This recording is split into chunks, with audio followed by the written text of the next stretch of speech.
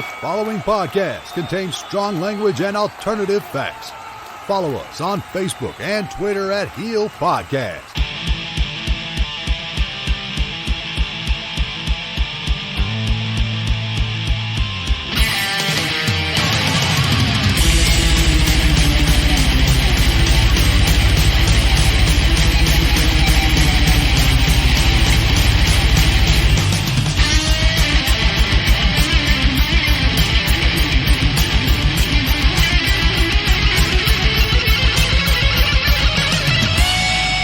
Over the airwaves and under the influence, we are Turning Heel.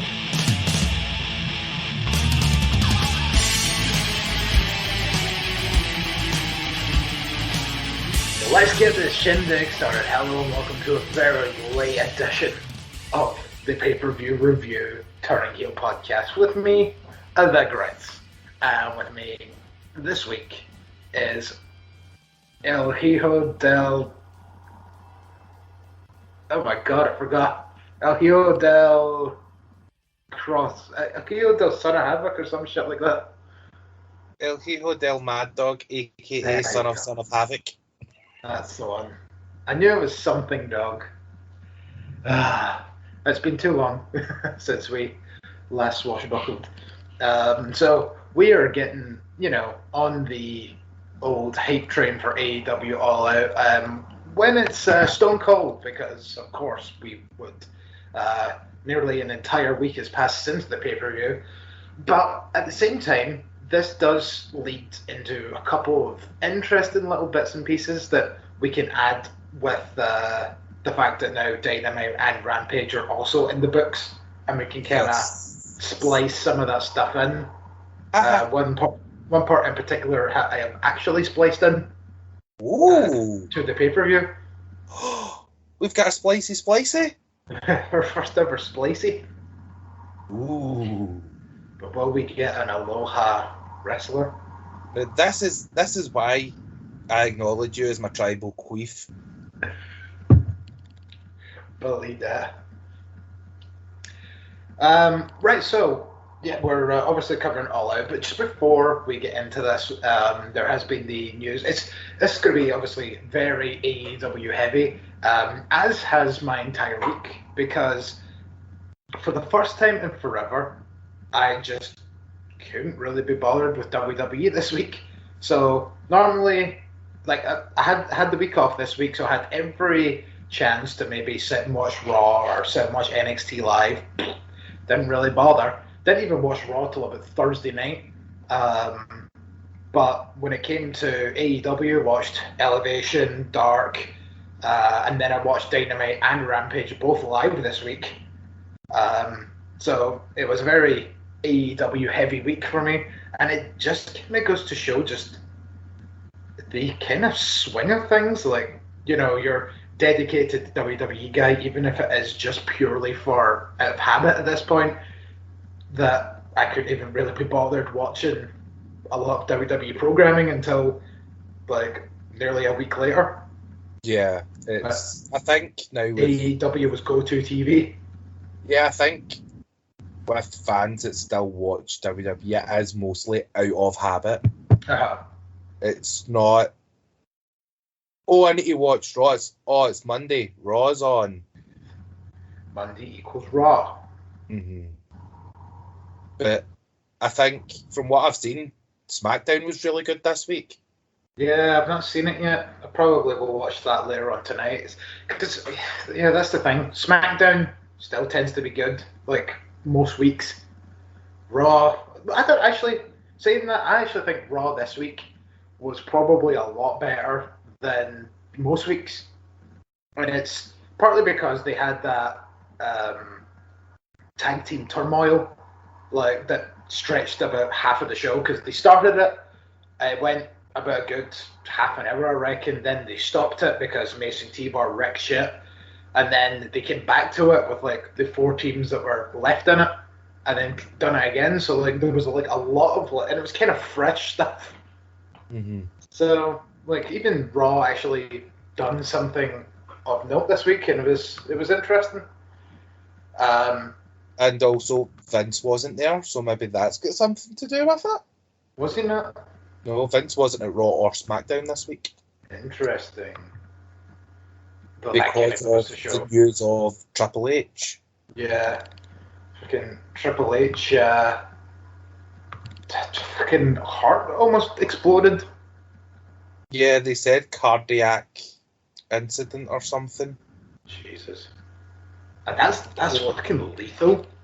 That's like, to me, that's like the way of saying heart attack.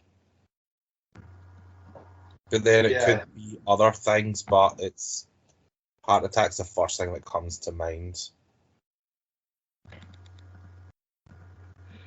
I know, it's a scary situation, and the fact that it just came out of nowhere as well is very, very weird. And I guess almost with that as well, I'm reckoning that's probably his career almost indefinitely over. Well, he hasn't wrestled since WrestleMania 35. I know, but there was always sometimes like implications that he might again and all that, and I don't know. It's hard to say at this point. Yeah, I think he's done, or if not, stick to tag matches. Yeah, something like that. No, don't stick to tag matches, because that's when you really fucking hurt yourself, Triple H. It's always a tag match. You're not wrong. Yeah, Jericho, busted quad. Raid RKO, 2 busted quads, I'm pretty sure he did in that one. Tag match against Brothers of Destruction, ripped his pec. You're right, fucking tag matches are his enemy. Mm-hmm.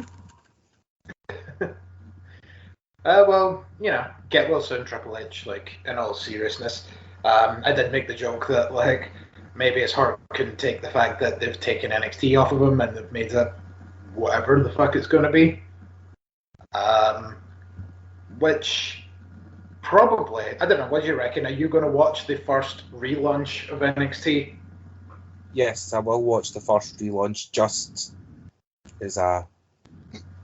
Right, I'm not going to shit on it without watching at least one. Yeah. So, that's probably going to be our main review from next week. Is going to be this. Unless you want to talk about Death Before Dishonored that's on tonight. Potentially. Maybe we can do a little double dip. There's only one match I want to see on the show. Yeah, is it the 2 people that haven't been announced? No, I want to see the main event. It's a 4-way match for the ROH World Title and the finals of the women's tournament. Yeah, because the match that I'm referring to is there's 2 mystery individuals that have just left another company recently, and then they're going to wrestle at the pay-per-view. So it's literally going to be versus scheduled for a match, and then you're not going to find out who's going to be in said match until the music hits. Probably, I'm going to guess Buddy Matthews.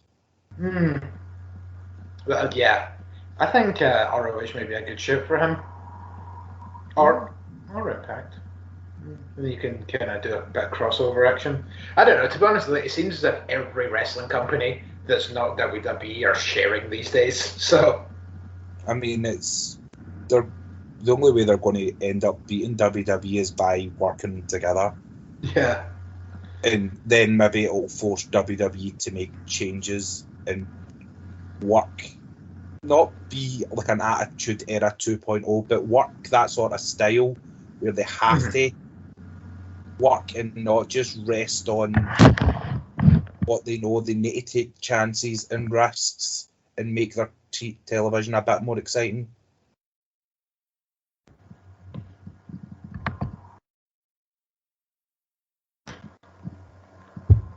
Right. Okay, sorry. My mute button was going a bit fucking mental there, so I wasn't sure whether I was unmuted or not. No, I agree, which is something that we've always been saying for years, though. As WWE, all they need to do is do this, and then I'll change, and it's like, it's annoying in the way that like WWE do sometimes do stuff like that. Like, I mean, one of the first things that comes to mind is Brock Lesnar's first match when he returned against John Cena. Two of them lamped the fuck out of each other, blood everywhere, weapons, chains, like FU on the stairs for fucking Cena to get the victory, and we were like, is this like a turning point? Is this what we're going to get in it? And then just the next Raw just kind of went back to the status quo and kind of just stayed that way. Yeah. Because they just go back to what they know because there's no competition. I know, and more with Vince kind of saying he doesn't see AEW as competition, and then takes NXT off of Triple H because NXT lost the Wednesday Night Wars. Mm-hmm. So, and also this week, AEW beat Raw in a key demo in the ratings for the first time. Because this is the thing, Raw has been hitting record lows for a long time, and I think it's genuinely worrying for everyone involved. It's worrying for WWE as a company. It's worrying for USA as someone that's paid for this massive fucking contract to have Raw on their network. And then it's also kind of worrying the fact that the fans are leaving. Mm-hmm. And as I kind of mentioned a minute ago, it kind of goes to show that Raw is like the worst brand. Hell, I picked as worst brand of the year in the Heelys last year. And a little bit of a spoiler, a couple of months in advance. Right, no, change this year. We'll just call it the Raw Award. I know. Because I've watched more Ring of Honor this year than I did these past couple of years, and you know what? Doing pretty fucking well. Mm-hmm. You can't say that a brand is bad when you don't watch it regularly, or at least know what's going on. I know, and that's why I feel like that was kind of part of the argument that we had, because I think Chris was brought up and he was like Ring of Honor, and we were like, well, I've not seen enough to be able to say so. So you can't make a judgment. Yeah, and to be honest, as I say, from what I've seen, I think I've only been watching the past month. I did miss out on the two pay-per-views they done a couple of weeks ago, but that's because they were clashing with Impact and SummerSlam and Takeover. And also, speaking of clashing, Jesus Christ, you ready for this one? There is like 3 shows all happening at the exact same time on Bound for Glory weekend that have AEW talent scattered everywhere. I think one of them is obviously Bound for Glory, and then what were the other shows? I think one of them might have been a New Japan show, or maybe a New Japan US show. I'll maybe re-look into this. Strong's moving to Saturdays. Maybe that's it. But yeah, it's because I think like the annoying thing was it's all stuff that we will follow, and if they were like kind of set up one after another, then that would be awesome, because then we could just have a whole like fucking day of wrestling. But I think they're all literally on at the same time. I'll try and look into it, and I can. Well, at least get back to you. The on the positive note, it's a Saturday night. Yes, so you can pick to watch one live, and watch the other 2 the next day, and not have to worry about work or anything the next day. Exactly, which is why Saturday pay-per-views are just becoming the greatest fucking thing. I do enjoy a Saturday pay-per-view. Get your finger out, AEW. I know, switch fucking back. Because, speaking of that, they have moved their Full Gear show. Don't know where to yet, but it is not happening on the original date that was specified, because UFC have now announced a massive card for that show, and AEW's kind of shat the bed a little, and they're like, oh, we're not going up against a UFC card. It's like, probably for good reason, but you better be moving that to another fucking Saturday there, bud. See if you move that to Sunday again, that will be the big rage. Mm-hmm. Yes. Well, time will tell on that one, and that is going to be AEW's next pay-per-view offering. But last week, they gave us their most recent pay-per-view offering, and I think we might have another fucking spoiler for the Heelys here. Absolutely. 2 spoilers for the Heelys. Two spoilers, definitely. And it's the third one, but Jesus fuck, they really did go all out. Mm-hmm. I know, it's because that was the thing, like,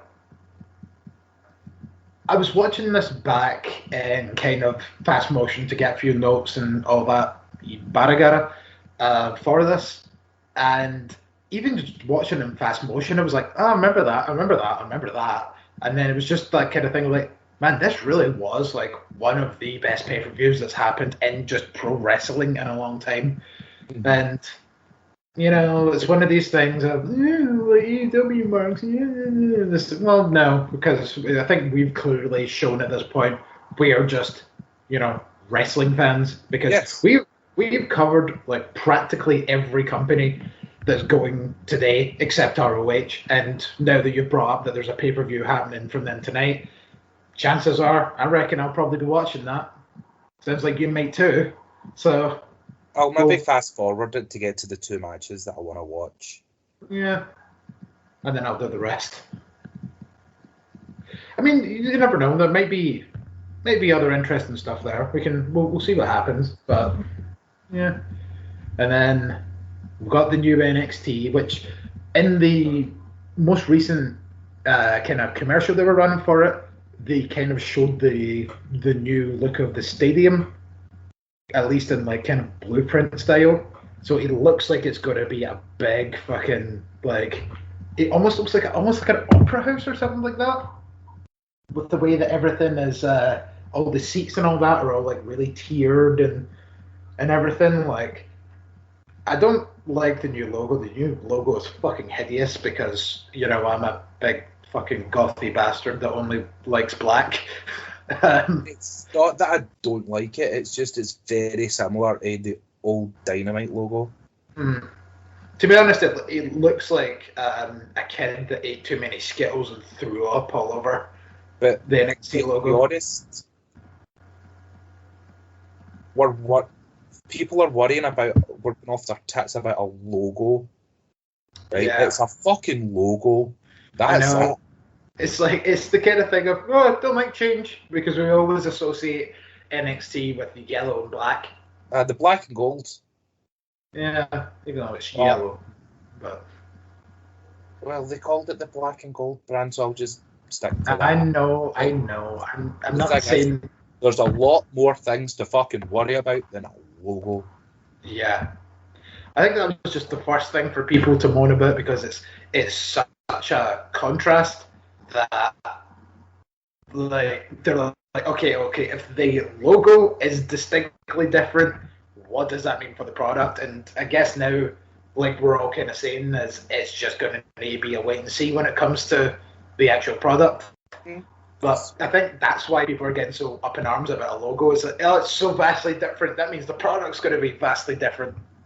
Well, we know that because it's Vince and Bruce that are in charge, not Triple H anymore. Yeah.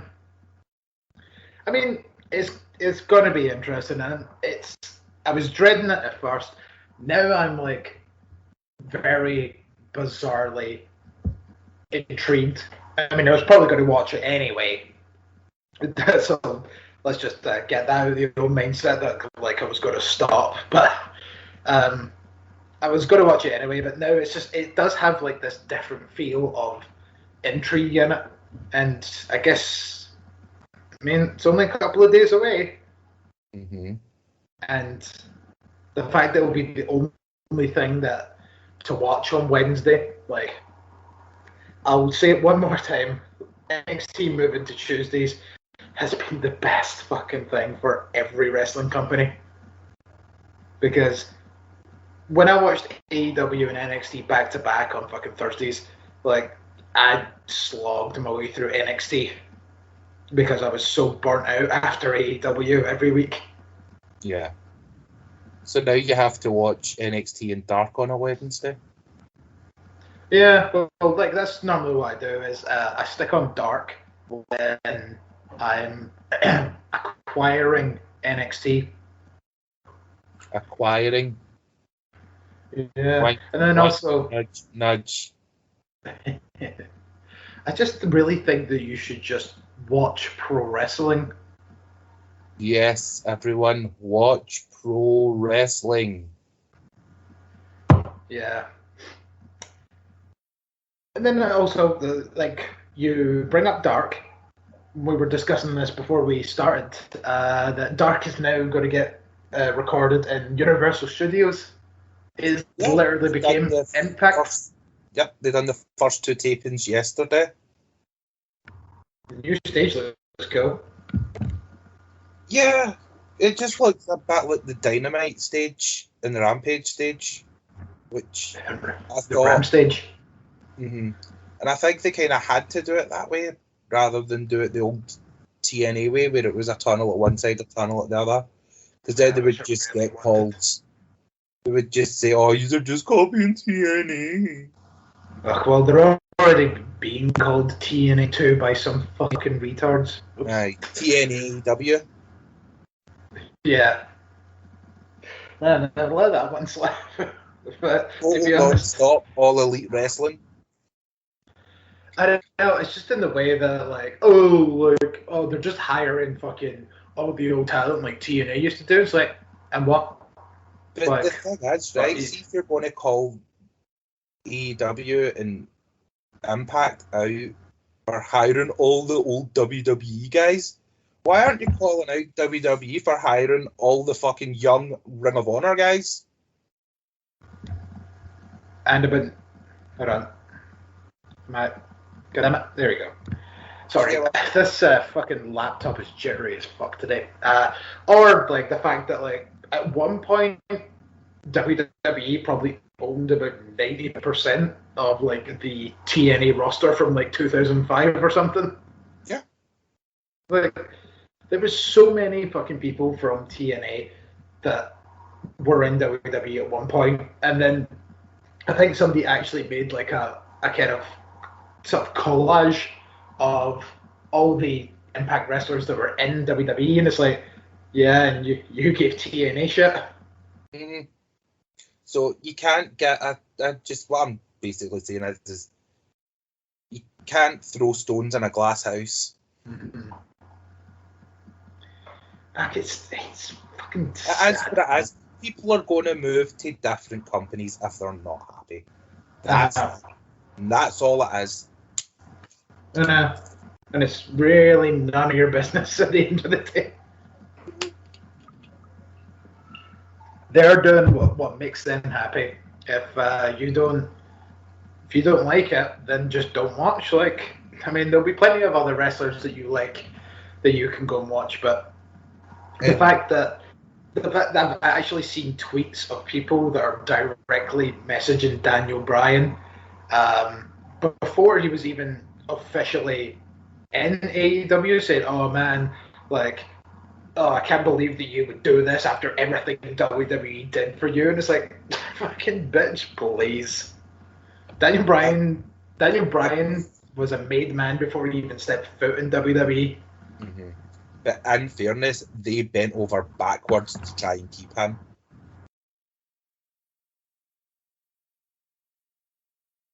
Some of the negotiations were, yes, we will let you work with New Japan Pro Wrestling. Shit like that, while still being under contract with WWE, they really tried to do their best to keep him. I did not know that. That is very interesting. I can't believe that.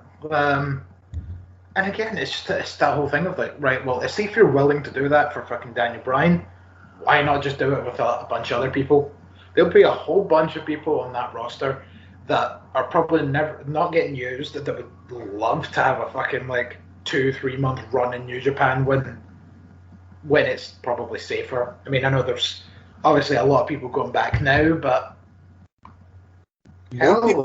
more people are actually coming over to the States to work Strong. Yeah, I suppose. Yeah. There's been a lot of talent announced for these Strong tapings. Mm-hmm. Are they having like another pay-per-view or something soon, or is it? They're doing like each episode of Strong's got like a name to it. Yeah, because I was really confused this week when I see that there was like the barbecue bash or some shit. Like there'll be like some weeks where it's Road 2, just like the normal ones, and it's like Road 2 Summer Struggle USA, and then they'll have 2 episodes of Summer Struggle USA, and it's essentially like a double build episode. You just need to wait a week for, and it's just like a big card. Like Fyter Fest was this year? Yeah, and the way that it's been the last few years, yeah. That's kind of what it's like. You'll get a couple of Road 2 shows once a week, and then you'll get like a double bill. Sweet.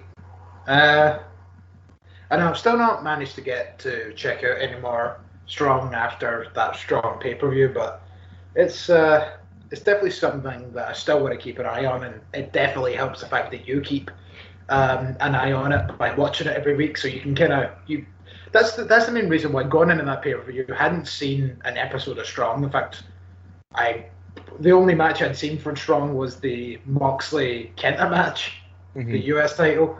But I knew like enough going into the pay-per-view from you filming me in every week, so cheers.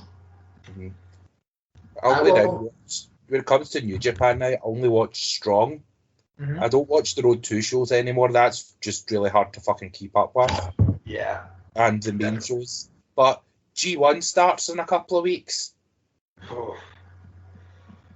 That's going to be a nightmare. Yeah. I know you showed me the brackets for it, and I hate to say that I wasn't exactly blown away by it. It's like when you look at it, it does look very much like very much more of the same, but it's G1. 9 times out of 10, it's the best in-ring wrestling you're probably going to see all year. True. I mean, they're going to have to set up some ways to go to beat one match on this card. Yes, but let's face it, that match was special. Oh, yeah. And then with that, obviously, we've alluded to it several times and got sidetracked, but let's actually get into it. So, we will start all in with the buy-in as HFO took on the Best Friends and Jurassic Express. You can take this one because I didn't watch the buy-in this year. What is it with co-hosts and not watching the buy-in?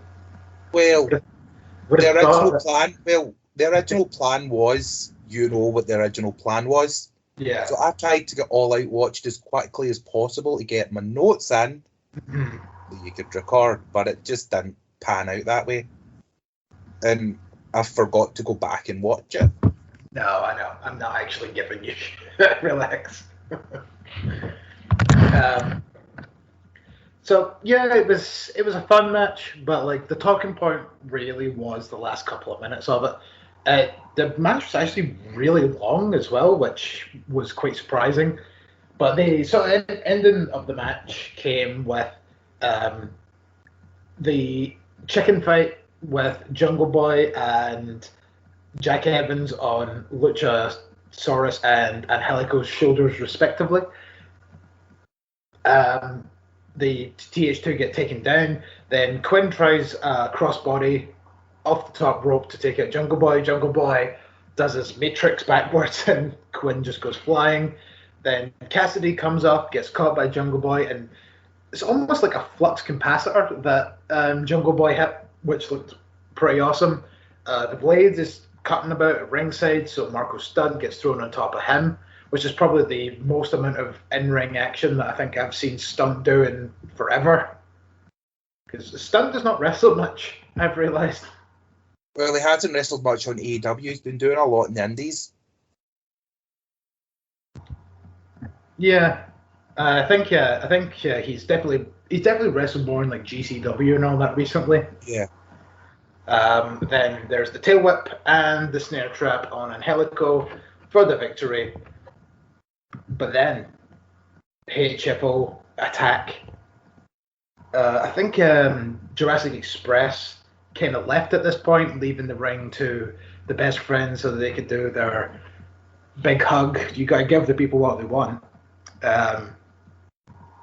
But HFO, they attack, and then comes the return of Big Bad Butch. Probably the low-key return of everything that happened. That's the one that no one is talking about. And the fact that they said that, oh man, we haven't seen him in 7 months. And I was like, what? 7 months? He's been gone? That does not feel like a thing. He's been gone for over half a year. Like, that is... Him and Anna were roughly about the same time, yeah. Yeah. I don't know, it's just that shocks me, honestly, that's been 7 months since the last time we've seen Butch. Yeah.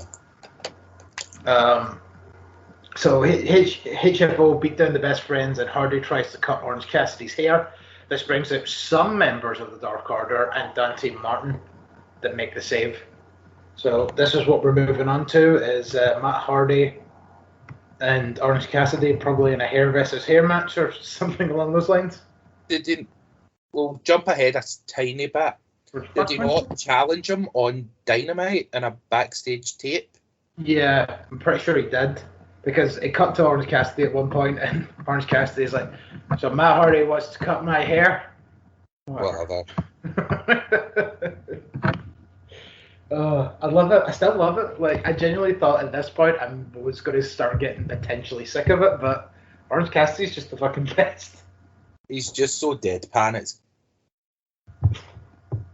He could beat it actually and make it funny. But then, like, that's when he does turn it up for things, like we see a bit later on, it makes that just a bit more special when it's coming from him. Because then you know he's actually giving a shit. Mm-hmm. Not that he's not giving a shit when he's... you know what I mean? Yeah. And two other quick things. There was a sign that a fan had that Orange Cassidy took off of him during the entrance, and it's just this sign that just says, Orange Cassidy is okay. Yeah. And he grabbed it and held it up to the camera and then gave his half-arsed thumbs up, and it's like, that's brilliant. And then, like, we've probably spoken about it before, but just sometimes watching Orange Cassidy wrestle with his pocket-based offense, like, really is something special. Yeah, because half the shit he does, it's like, how the fuck are you doing that with no hands? Yeah, like hands in your pockets, like, just like dives and all that, but like pinpoint precision dives through the ropes and all that. Like, a lot of people, you kind of see, like, when they're sticking their arms out, that's them, like, almost as if this, like, hand-eye coordination, that they're following their hands. And Cassidy's just like, meh, just throw myself out. Yep. Insane. Guy's a legend. So we move on to the actual pay-per-view, as our opening contest was for the TNT Championship, as Miro defended against Eddie Kingston. So I've seen a lot of people online kind of giving this match a bit of hate. Yeah, like, there was some people that were just like, it wasn't really all that great, and it's like, I don't know, man, like, I mean, I wouldn't say that this match was exactly like absolutely groundbreaking or anything, but I thought this was a great way to open this pay-per-view. Oh, it was a fantastic opener. And there's only one word I can really use to describe it, and I don't even know if it's really a word. Okay. It was a fucking slobber knocker. It kind of was, yes. The only decent thing that Big E has probably done in a long time is given people the term big meaty men slapping meat. And Jesus, that's what we fucking had here, is just two big meaty boys just beating the hell out of each other for roughly about 15 minutes. Yeah, that's when I hear that Miro and Eddie Kingston are going to have a match. That's exactly what I'll expect. Mm-hmm. Exactly what I want. Mm-hmm. And it's exactly what we got. Again, I'll say it. Sometimes predictability in wrestling is not a bad thing. No, it's not. Which is interesting because it is the absolute other side of the coin later on in the night, which we'll get to. So just at one point, King gets a Saito suplex for 2. I just love the Saito suplex. I mean, probably because Cross does it, and Cross genuinely may be one of my favorite wrestlers right now, even with his gimp gear. I've looked past that because the lad fucking deserves it. At one point, Kingston even breaks out of the game over by getting to the ropes. Kingston goes for a power driver, but Miro stops it. Eddie goes to send Miro into the exposed turnbuckle that was exposed during the match, but the ref gets in the way, stopping it, and then Miro has a low blow that the ref doesn't see, and then the super Machka kick. The Machka kick with momentum. Boom, off the ropes, boom, off the ropes, boom, off the ropes. Blah! I still don't know what it's called now, so that's why I just continue to call it the Machka kick, because I still think that's a great name for it. Mm-hmm. Right. Gonna intro this next match, and then I'm gonna let you get your sort of thoughts out on it before I let mine out. So next on the card was Kojima versus John Moxley 1-on-1. So what did you think about, like, because I'm going to go through it all. What did you think of the build-up, or lack there was, when it was announced it was Kojima and not who we originally thought it was? And then what did you think about the match overall? Well, I'll start off with the match that we thought it was going to be, being Mox and Tanahashi. But with the Never belt over in America, they need another belt back in Japan. So that's why the match didn't happen, because they needed another main event for these 2 dome shows that they just done recently. And that was Tanahashi defending the US title against Kota Ibushi on night 1. So that's why we didn't get Tanahashi and Mox at All Out. So just the fact that they had the open contract thing, I'm cool with that. Because now it just feels like Moxley's just going to fucking feud with Japan. Moxley versus Japan. That's what the fucking story is. It's Mox versus Japan until he gets Tanahashi. Yeah. And so, like, instead of them just giving it to you, like we all were kind of expecting and kind of wanting, they're now, like, because of circumstances, they're going to build it up. They're making Mox work for it. Mm-hmm. I suppose that's actually a really good way to look at it. I mean, obviously saying that, like, was the match bad? No, absolutely not. But at the same time, it just, like, going into this, like, obviously it was just, like, I was kind of meh on it. It's the best I've seen Kojima in a while. Mm-hmm. I mean, like, there's no doubt about the fact that Kojima is a legend, but it's just, at the same time, he is no Tana, and, I mean, it is what it is. The match was fine for what it was, with Kojima broke free of the bully choke at one point, but the Death Rider gets it, but the two of them had a really good sort of. He almost didn't seem to come out of like, I want to say maybe third gear, but a third gear match isn't bad. But at no point did I ever think Kojima was going to win the thing. No, I thought this match was a lot like the previous one where it was just they were just knocking fuck out each other.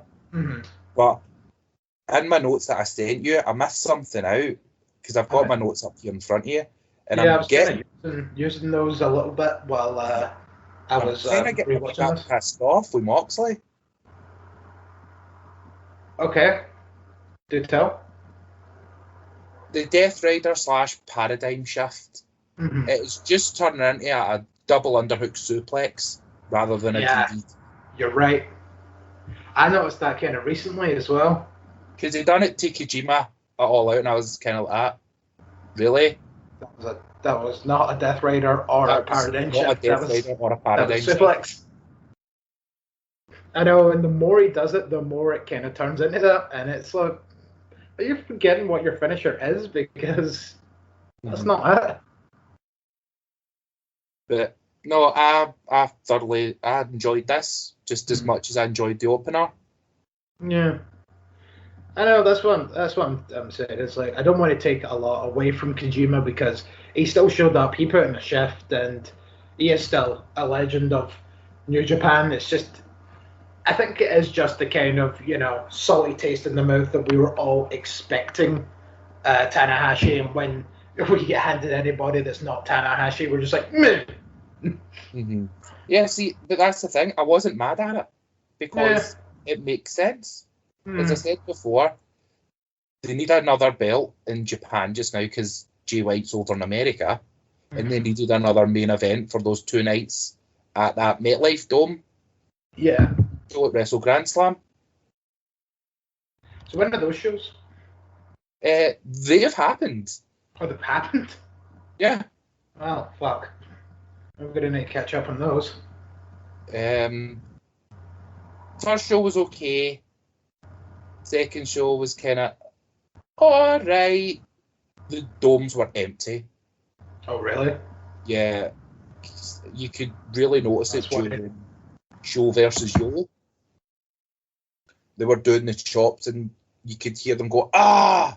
And then it just echoes for ages. Oh, dear. Aye. I mean, just now for New Japan, not good. Nah. And it's obviously still down to like COVID with them because they've been really struggling with that quite a bit recently. Yeah, they were back in a state of emergency, and there's no. You're not allowed to cheer. You need to wait. You can only clap and. Mm-hmm. It's insane. Mm-hmm. Hopefully things get better for them soon. But we'll move on to Dr. Britt Baker, D. She defended the AEW Women's World Championship against Chris Statlander.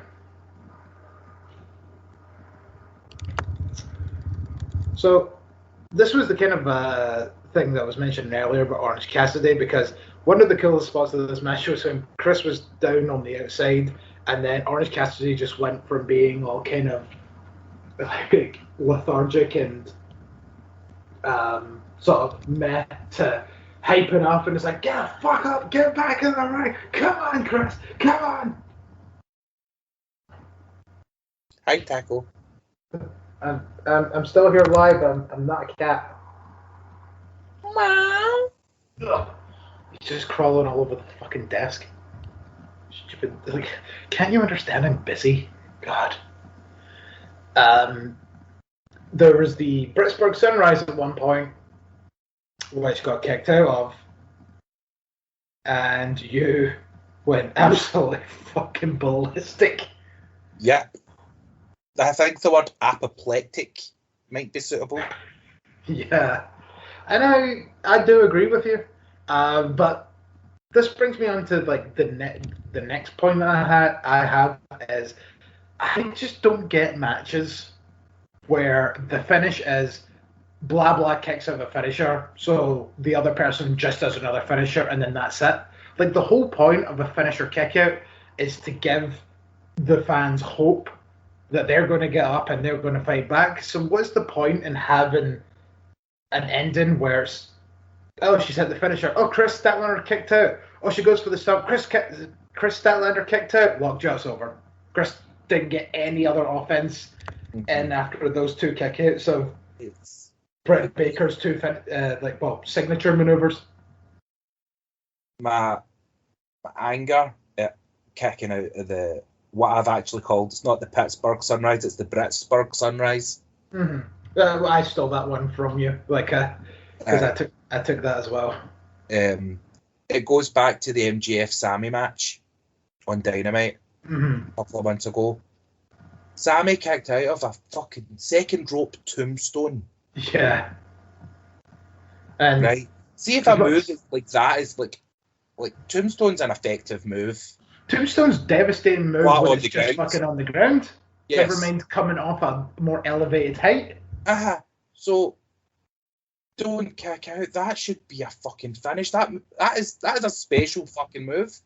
Yeah, that should just be part of a sequence. That should be a protected maneuver. That should be that done. And then, like, when you say that, and then we go and actually look at the ending of that match, when it's, oh, he got hit in the head with a chair, and it's like, really? I'm sorry, but like, I would take getting hit in the head with a chair fucking 10 times over than the fucking pile driver off the second rope. Yes. But it's just it seems to be an AEW thing. They do so many things right, but I think sometimes they just get a bit overzealous. A bit indie. And sometimes it works, sometimes it doesn't. This is one of those times where it didn't work. Like, could you imagine, spoiler, Christian Cage kicking out of that fucking one-winged angel? Which is something that I want to bring up as a point later on about that. But yeah, exactly. Like, if he had kicked out of that, like, even I probably would have rage quitted in that one. But I thought the match was good, but the kick out at the end kind of took me out a wee bit, and I was kind of like, right, okay, whatever. Yeah. So we had Andrade with his interview talking about Pac's travel issues. But because of the benefit of recording this so late, I've now seen Rampage, which means I've now seen Pac versus Andrade, which means splicy. So, Pac versus Andrade is your next match. As Andrade at one point hit this awesome twisting, diving crossbody onto Pac on the outside. Andrade and Pac fight on the top. Pac gets caught up in the ropes, and Andrade sets Pac up for the double stomp on the apron. Andrade with a split leg moonsault, which gets two. Pac gets a rana off the top onto Andrade. Andrade tries a second stomp but misses. Pac manages to get a moonsault to the floor, and then Taz says this thing could go on all night, but it couldn't go on all night because it only had a 30-minute time limit. Pac hits the 450, but Andrade grabs the ropes during the pinfall. There's a couple of counters between the two of them. Andrade gets hit with the crucifix pin, which gets two. Pac locks in the brutalizer, but Chavo interferes. This brings out the Lucha Brothers. So while the Luchas distract the ref, Chavo jumps in the ring, attacks Pac, hitting him with something. I couldn't really tell what it was. It was the iPad. It was the iPad? Right. I should also preface, I was very much under the influence when I watched this, so the fact that my notes even make any sense, I'm fucking proud of. So Andrade gets the victory, and then Andrade attacks Chavo. Because I think what they were trying to over was he was pissed off at Chavo for interfering Right. Okay. I suppose But he wasn't pissed off for the other dude for bringing out a taser? Yeah. Must have missed that bit. You could actually hear that going because he was shooting it off. It must have just been one of those ones that you need to make physical get contact. in close on, and not one of those ones that the police have. No, it was like a stun gun. Yeah. Not the Carl Anderson one, obviously. No. I was quite meh on this match. Like, I was watching it, and I was maybe about 5 to 7 minutes in, and I was like, Jesus fuck Andrade, you need to fucking step it up pronto. You need to do something here. I know. And then we got to the middle. Everybody was absolutely creaming themselves when this I don't understand match was announced. They're shouting, "This is awesome." I was like, now I get why people call them AEW marks. But once we got over the halfway point, I was getting into it, and I was enjoying it. I wasn't shouting "Fight forever" and "This is awesome," but I was getting into it and I was enjoying it. So Andrade has saved himself another match with me. Mm-hmm. Wait till his next big match, because it's like, right, okay, you've done a wee bit more than what you were doing in WWE, but still not impressed me that much. That don't impress me much. Mm-hmm. Yeah, you've got the looks, but you got the touch. Yes, exactly. Shania quote never been more appropriate at this point, because my note for the promo that he'd done it all out was, let me get it up here. Andrade promo, wah wah. Better show me something soon. Shite or get off the pot. Mm-hmm. I know, and like they showed me something. I feel like this is the conversation. I mean, Andrade's had like 3 matches since he's left WWE. One of them was that match with Matt Sydal, and the other 2 we covered with obviously the Pac match and the match with Kenny in AAA. But yeah, like for these past 2 matches, we've kind of just said the same thing of he has flashes of brilliance, but just can't seem to put it all together yet. And I don't know if that's partly because he isn't wrestling on a regular basis. He's wrestling all over the place. Like, he was wrestling in the Crash promotion this weekend against Laredo Kid, and he was wrestling in pants. Pantaloons? As in, like Speedos? Like Randy Orton style pants? Yeah. Oh. Okay, that's... Well, yeah, we're going to get into a conversation about people's gear in a little bit. I don't know, did you see photos of it? It was photos. It wasn't a video or anything. What? Plain white pants. Oh, Jesus, like Bo Dallas? Mm-hmm.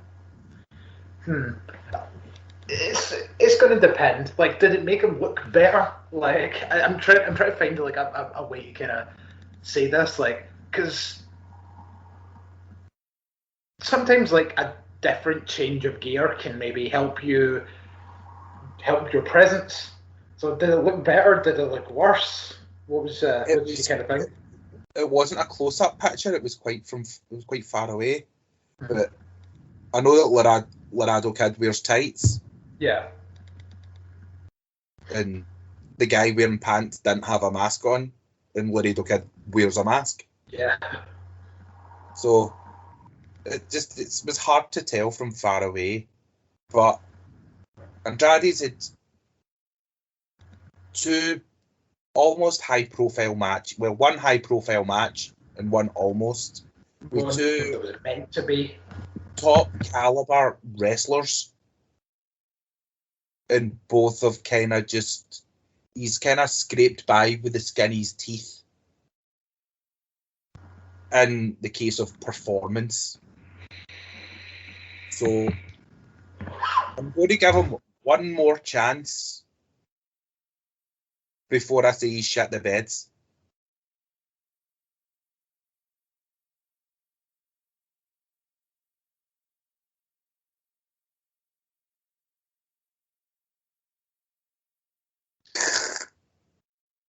Griz is muted. Mute, mute, mute. Griz is muted. Mute, mute, mute. Griz is muted.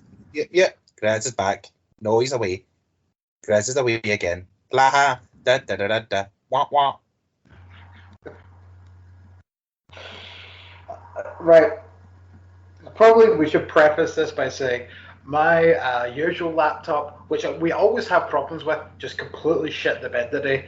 So I've dug out an old laptop that's managing to run Skype, but it's quite old. So sometimes when I hit mute, it takes like 10 seconds to tell me if I'm on mute or not, and then sometimes it doesn't even fucking put me on mute. So the whole thing's going tits up today. Like, maybe just don't mute. I guess. But, I know. It's just. I know. Sometimes, like, it's just things like sometimes I need to like kind of, snort a little. I don't know what it is, but like when you talk like for so long, sometimes like I get like a bit of a runny nose, and the last thing I want is just for people to be listening and they'll hear. Why not? It proves that I'm only human, damn. Some people might be into that. You might be tapping into an untapped market. Ah, yes, bodily fluid ASMR. The next match on the card was the match of the year so far. The Young Bucks took on the Lucha Brothers in a solid steel cage for the AEW Tag Team Championships. So let me go through my wee bullet points here first, and then we'll go into a deep dive. Mm-hmm. Well, the first note that I have is that the Lucha Bros getting signed into the ring was fucking awesome. I was kind of, they're getting signed to the ring. It's alright. Then they came out with the big headdresses. They're amazing. They're awesome. But I mean, it's just as far as live performances go, I thought like those two that were singing the theme song, like hit the mark perfectly. It was better than the other live performance. Excuse me. Yes, it was, which I do again have in my notes for later. But yeah, why don't we hit some of your bullet points? Right, then. We have fucking hell. Nick's facial hair is hilarious. Brother Jack dude. And then I also have you better do the voice. Yeah. Brother. Then I have, did I hear that right? The Perineum Punisher. And I love the way that like you just went out of your way to explain it to me, because clearly I didn't have a clue what that meant. So if you just left it at that, I'd be like, I don't know, I'll just skip over that. But the fact that you gave me the definition is what makes that perfect. So, listeners, in case you don't know, perineum is the posh word for your gooch. Mm-hmm. Gooch is the slang term for the space between your balls and your butthole. Mm-hmm. I suppose your cooter. No, I thought your cooter was your vagina. No, that's what I'm saying. Like, or your cooter and your butthole. Because, I mean, there's something, everybody has a gooch. Yeah. I suppose. Then I have Phoenix's unbelievable shocked face. Mm-hmm. Not seen the Bucks do cease and desist for a wee while. So what was cease and desist? The sharpshooter crossface. Ah, okay. Then fucking hell, a thumbtacked Air Jordan. Yeah, that was very a la their pro wrestling guerrilla days when they used to super kick Candice LeRae in the face with it. Then we have, what the fuck am I watching? This is my vote for match of the year, and it's not even finished. Mm-hmm. Top rope, Canadian Destroyer. Hope Matt's neck's okay.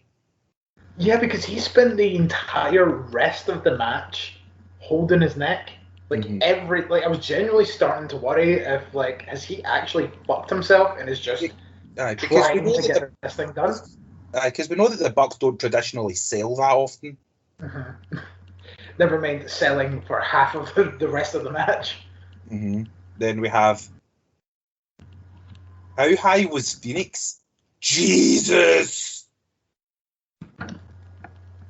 Like, I don't know what was more impressive with this. The crossbody, which was hella impressive, but the fact that he done the fucking running kick across the top of the cage. Mm-hmm. Eat your heart out, Elix Skipper, because I think we have a new fucking champion. Well, so to be fair, the width was a lot wider. Yeah, definitely. Phoenix definitely had a lot more space to play with than Skipper did, but yeah. And final note: don't think I will ever see a match better than that. All stars, all the fucking stars, all the stars in the sky.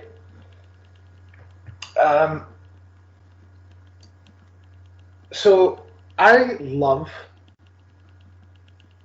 and I think these two do it best of any wrestler that wears a mask. When you are in a literal blood feud and then they rip the mask so that they can blade, and then when the masks are all covered in blood and all that, it's just such a brilliant visual. Mm-hmm. Even when Nick had, like, they were doing like the boot spot where he was sitting on the top rope and they were just mashing his head into his gutty. Jesus. You could see when they were trying to pull away, you could see that the mask was stuck in the tags, and I thought that looks really fucking cool. Mm-hmm. Just little things, like very unintentional, I would imagine, but the one thing that I'm going to maybe not exactly shit on, but one thing that I didn't like about this, and it's not because of the match, it's just because of the spot, and I hate the spot, is when multiple people are in the ring and they all do that thing where they all go round in a circle hitting the person next to them. The super kicky spot? Yeah. Or like punchy spot, or... Because I know Impact had done one of those recently. I think it was in maybe the 4-way number 1 contenders match. At their last pay-per-view, and it's just a spot I don't like, because it's like the whole thing of all 4 of them are standing in the ring, and then like while fucking Matt Jackson goes and hits Penta, and then Nick and Phoenix are just standing there going whoa, whoa, whoa, until they get hit, and it's just, I don't know, like, there's a few things, like, in wrestling where it's like, that's a bit stupid. And I feel like that's kind of one of them. Like, why are you just standing there? It looks too choreographed to be something. Yeah.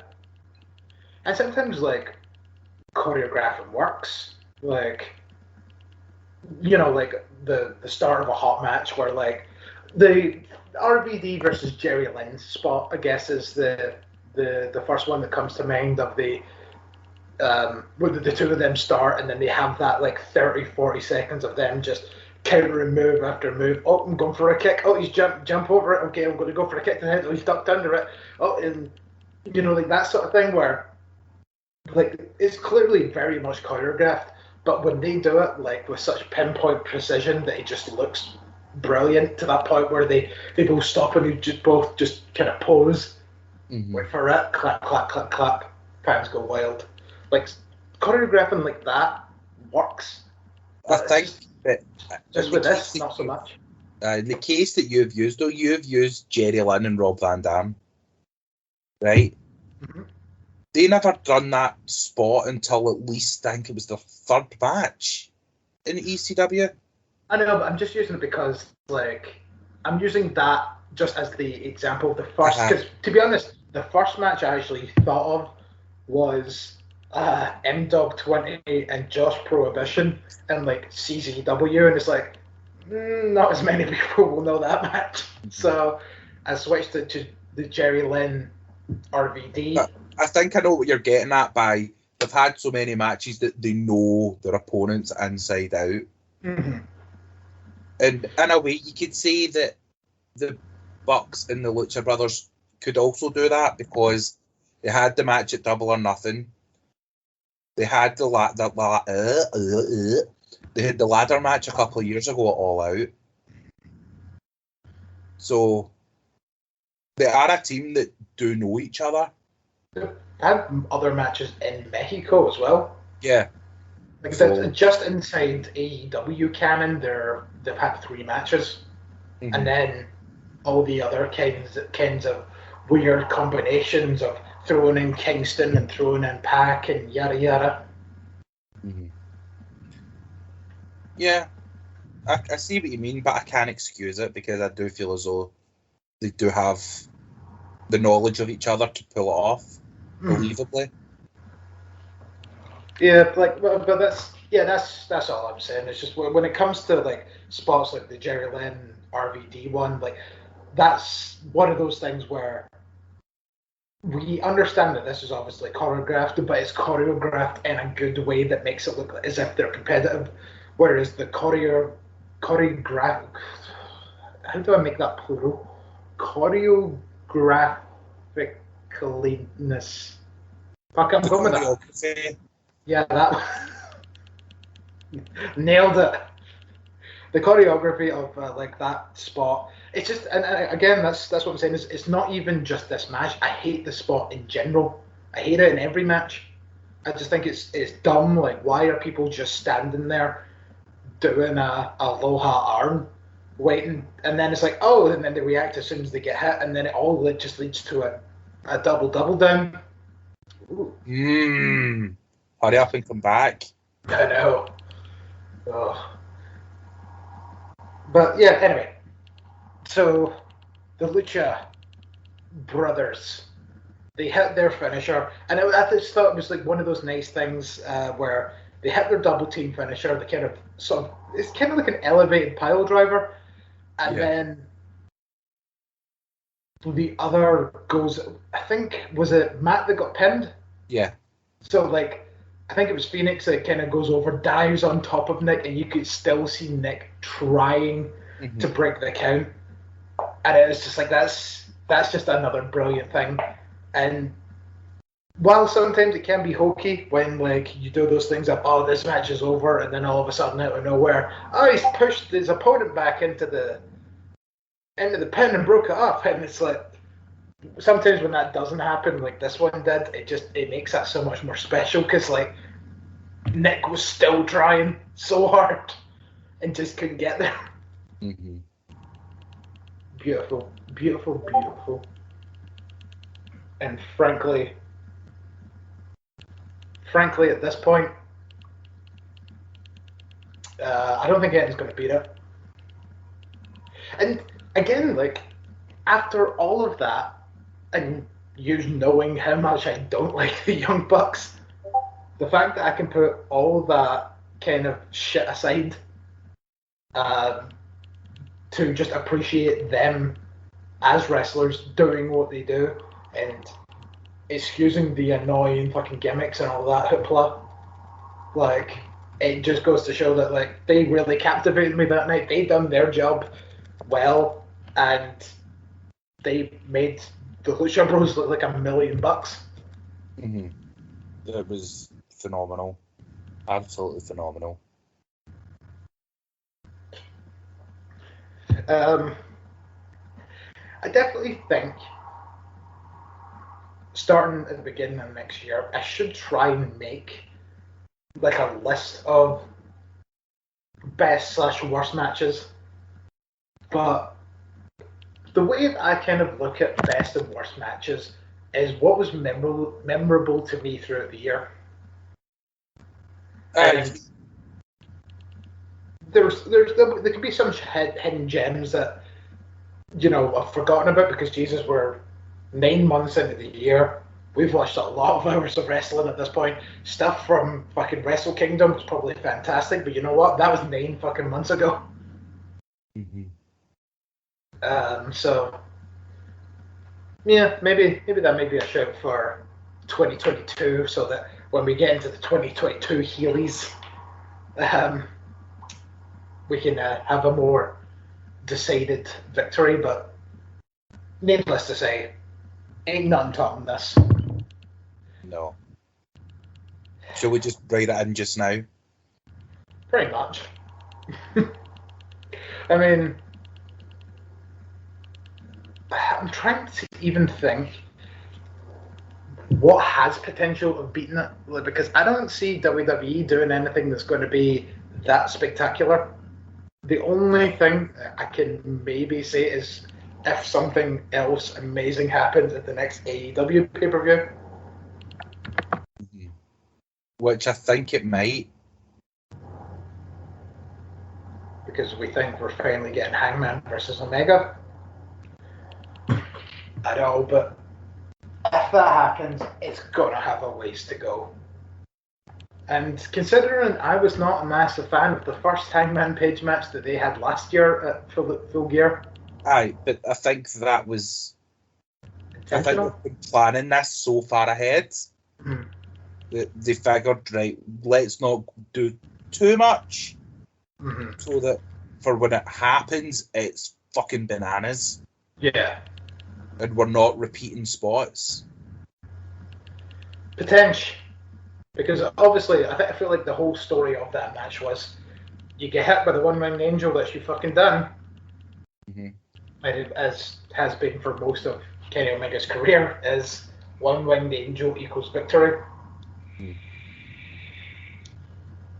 So we move on to the Casino Battle Royale, which was originally meant to be on the pre-show, got bumped up to the main card when Andrade versus Pac couldn't happen.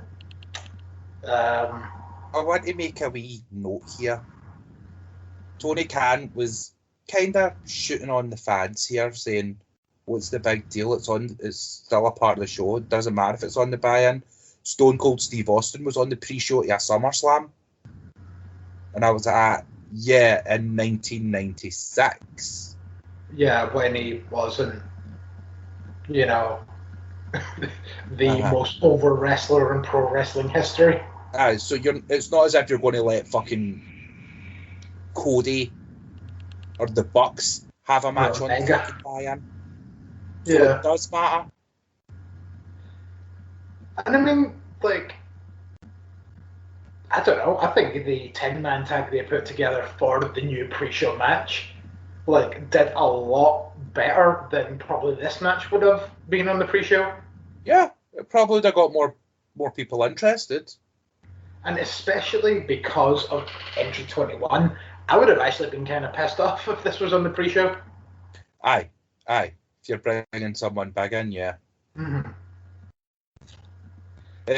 a match like this, a battle royal, is what you need after a match like the cage match. Absolutely.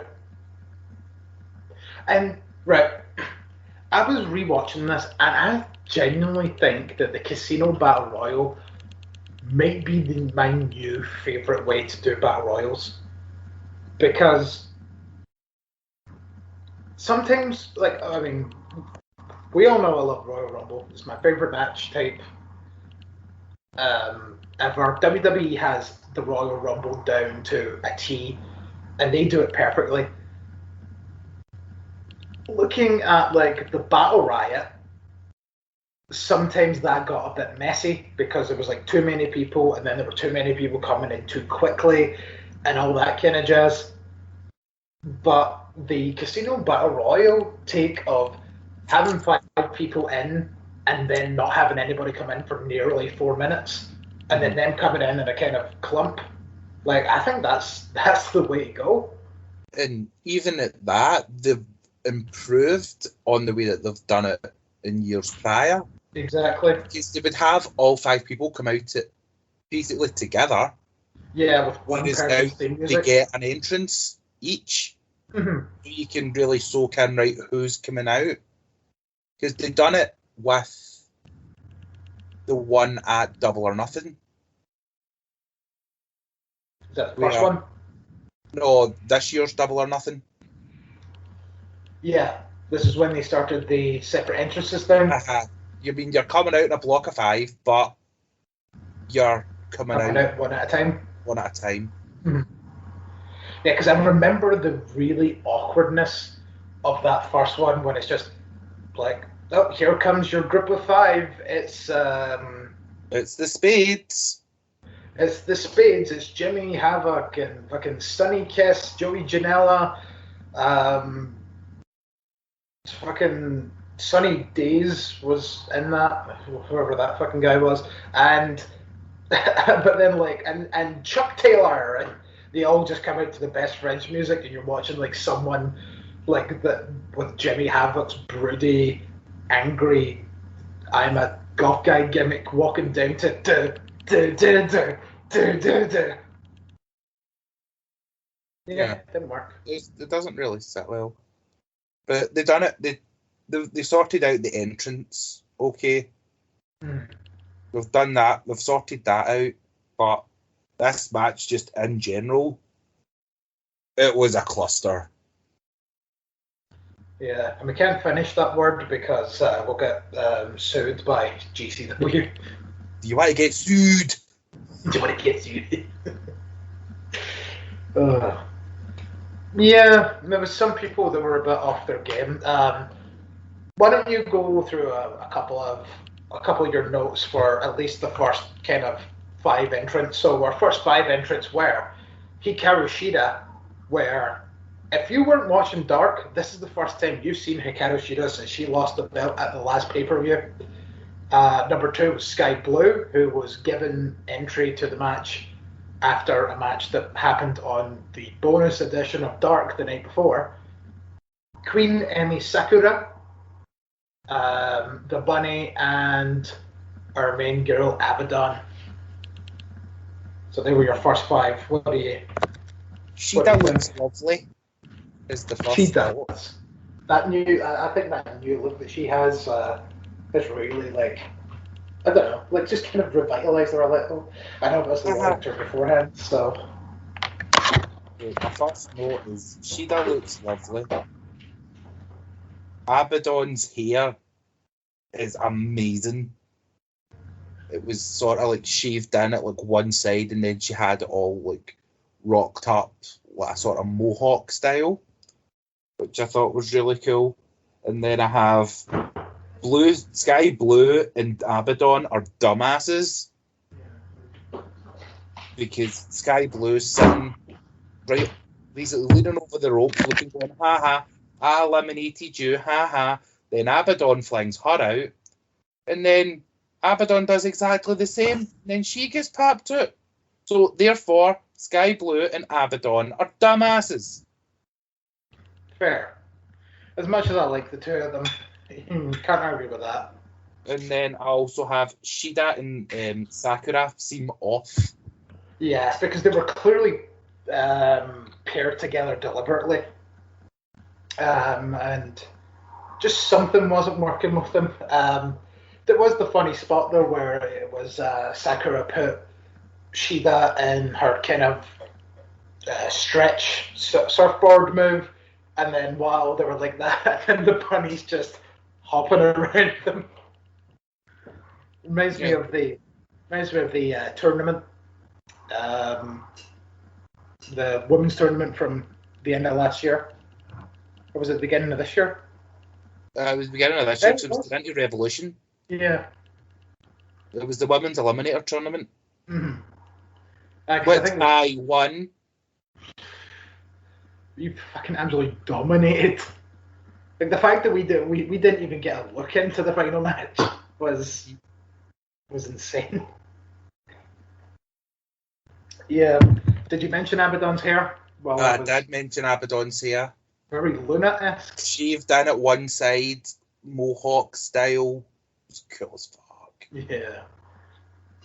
There was one point where Shida and Emi were kind of facing off, and then Abaddon walks up in the middle and does that snappy neck thing that she does to herself, and then she starts to attack Shida, and then I thought that Emi Sakura fainted for a second, but she just kind of was like, fuck that, and she just dropped to the floor and kind of rolled against the ropes, like, yeah, I'm not going to do that.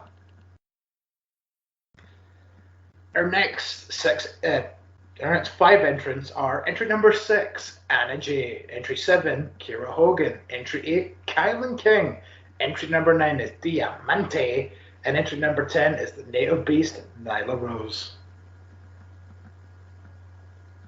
Notes I have for these 5 are, I like that Diamante saved Kiara. Must be true love. Must be love. Love, love. Then I have Tony calling her Diamante. I missed that one, and I was trying to keep an ear out for it while I was rewatching this, but still didn't notice it. Instead of Diamante, it was Diamante. Jesus. I'm not sure if Shida was eliminated during this lot, but I also have, fuck's sake, Shida, thought you would have been in the final 4. Yeah, I think it's a wee bit later she gets eliminated. That's bit, yeah. Oh, no, wait, hold on. No, there it is. It was in this section. Because there was the weird elimination of Emi Sakura where she was put over the top and then was on the apron, and then Shida does her running knee to Diamante, and then Emi just kind of rolls off the apron, which was a wee bit weird. There's a lot of weird eliminations. Yeah, and Nyla Rose takes out Kira Hogan and Kylan King. And I think like Kira Hogan's was a bit odd. It was just like kind of, she got hit and she just kind of went bomb off the top onto the apron and then just kind of rolled off. And it's just like, I mean, I get that you just got scalped in the head, but at least, I don't know, try and grab the ropes or something. Like, that's the one thing I do kind of dislike in Battle Royals sometimes, just when people are just like, oh, just roll off the apron. I don't know, just try and keep your body steady. You're conscious enough. Like, I just feel like if you try and keep yourself steady enough and then you get booted to the back of the head and then roll off the apron, right, cool, can I understand that? Because gravity. But nevertheless. And then, yeah, then Nyla takes out Shida as the next 5 come in, which were number 11, Thunder Rosa, number 12, Penelope Ford, number 13 was fucking Riho,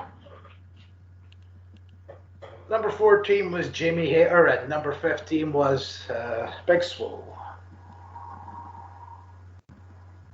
She got a really good pop, Swole did, which I was quite surprised at. Like, folk were buzzing to see her. I don't understand Big Swole, personally. I wasn't sure about it. And then I only have 2 notes for this section. I don't have much either, to be honest. Rio eliminated seems a bit like a fuck up. Yeah. I mean, so I didn't even see her go over the top rope at all. I don't remember her getting eliminated, and I fucking watched this match twice. I guess it's just kind of like, there's some people that have always brought up AEW's camera work when it comes to these battle royals, and they're still learning in a way. The company's, what, 2.5 years old? Uh-huh.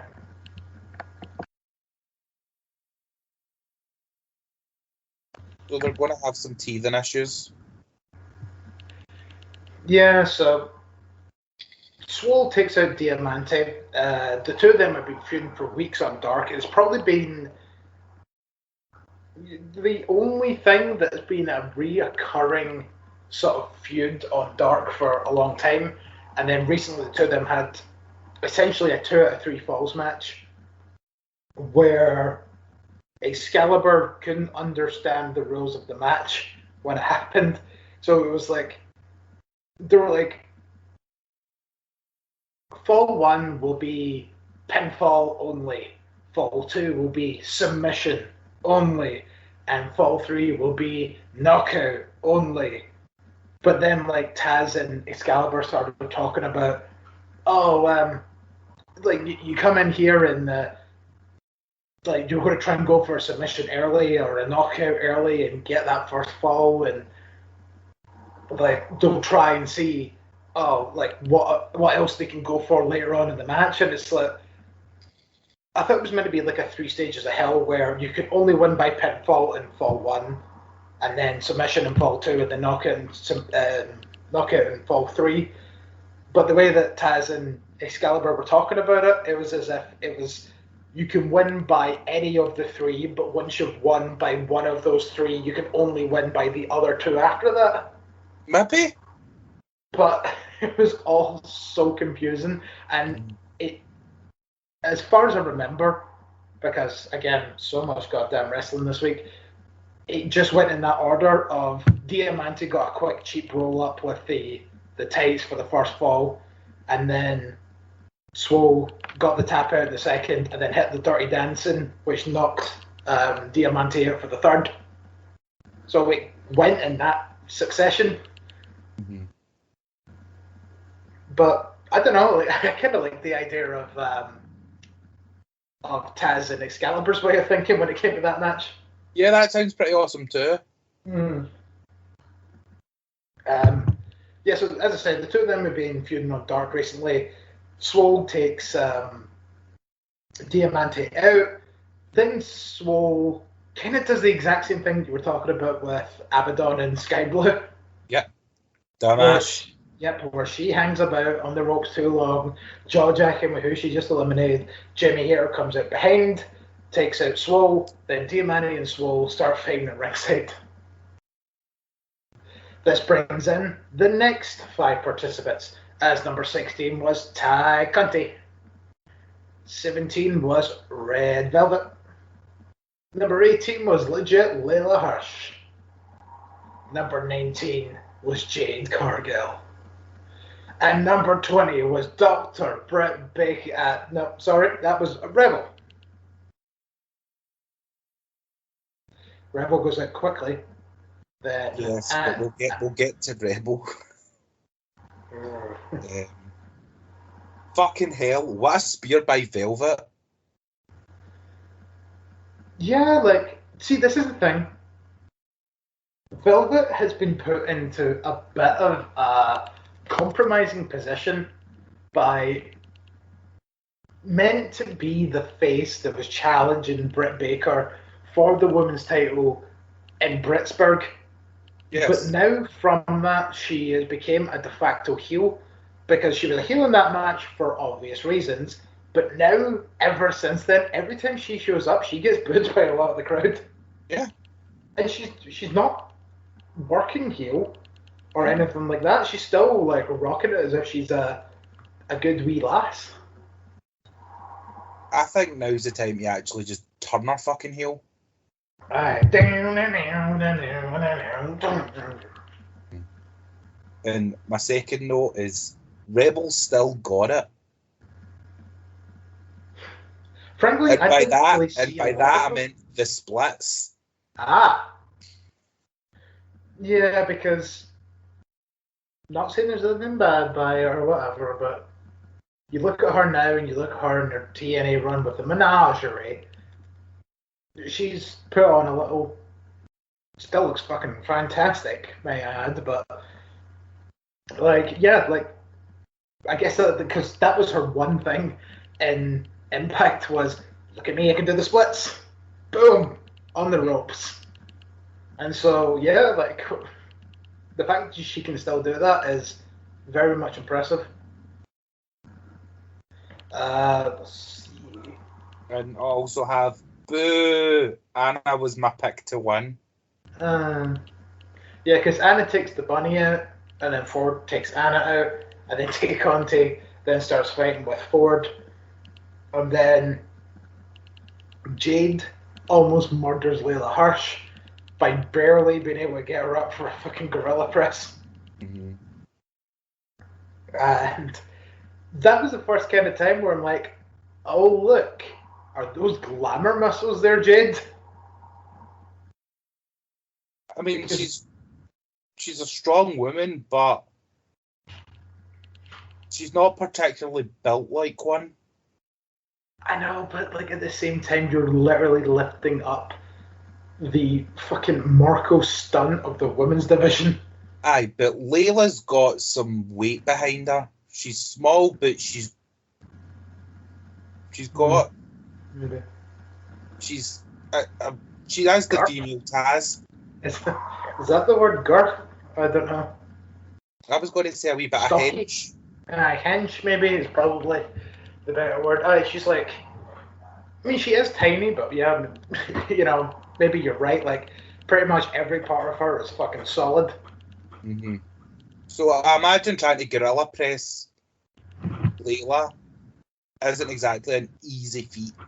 Maybe it was just like the perception of the way that I was looking at it of you can barely bench press this tiny woman, but I suppose I didn't think of it that way of like, yeah, Layla she's a unit of a tiny human being. Aye. And then we get the Joker, entry number 21.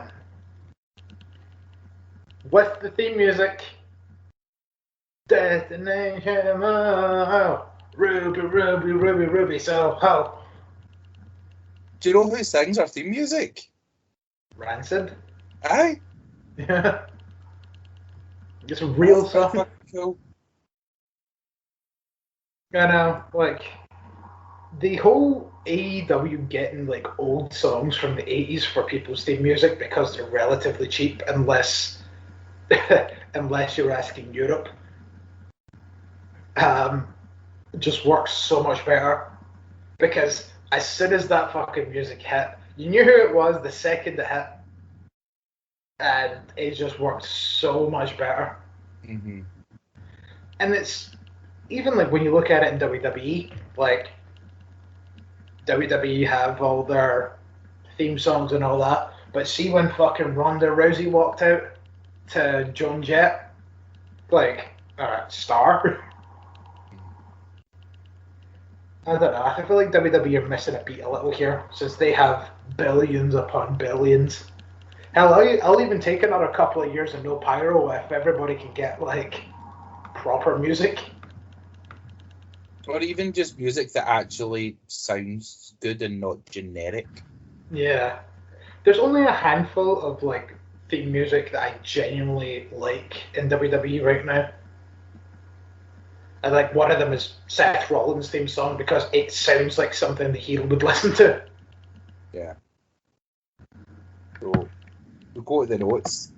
As I said before, Boo, Anna was my pick to win. I then really have, hope that. okay, now it's Ruby Soho. I really hope that that part that I didn't get caught. Then we have, looking forward to Jade and Nyla when it happens on a Dynamite or a Rampage. Mm-hmm. Yeah, because Nyla Rose eliminates Jade, and to be honest, the two of them did say the truce is off when they attacked Julia, who was meant to be in this match and was taken out. But I think that happened because of what happened in her match, because she had a match on the Saturday Dark. Don't know when that was recorded, but whatever. Anyway, like there was a point where she went for like her kind of cartwheel sort of punch into the corner, but she was too close to the ropes, so she done her cartwheel and her leg got stuck in the ropes and her body continued moving.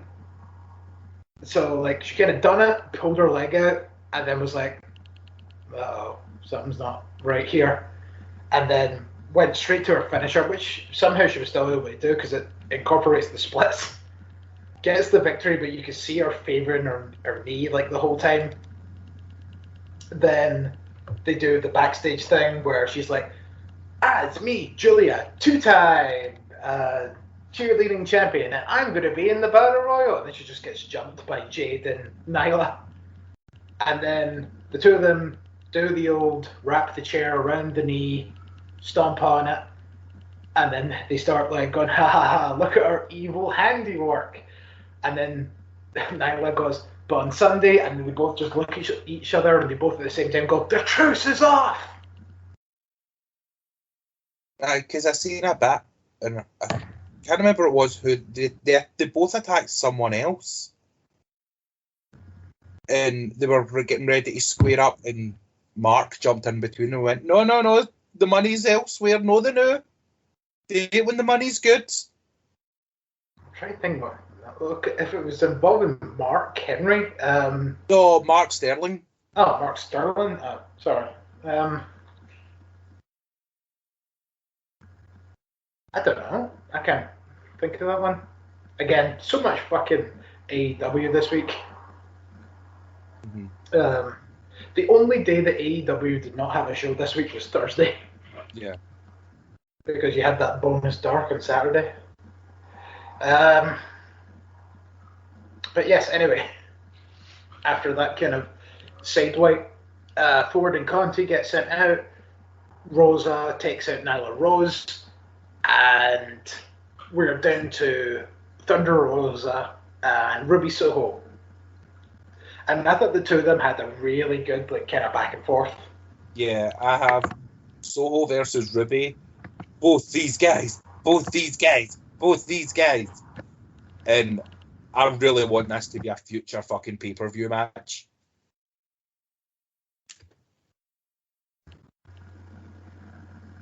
You're talking. Am I? Oh, fuck. I'll probably put myself on mute again. Fill in dead air. Dead air, there's dead in the air. I can't tell if I'm on or not. Can you hear me? You're on. I can hear you. Right, because according to my screen, I'm still on mute. No, I can hear you. Okay. So after a long... Right, yeah. Just let us know.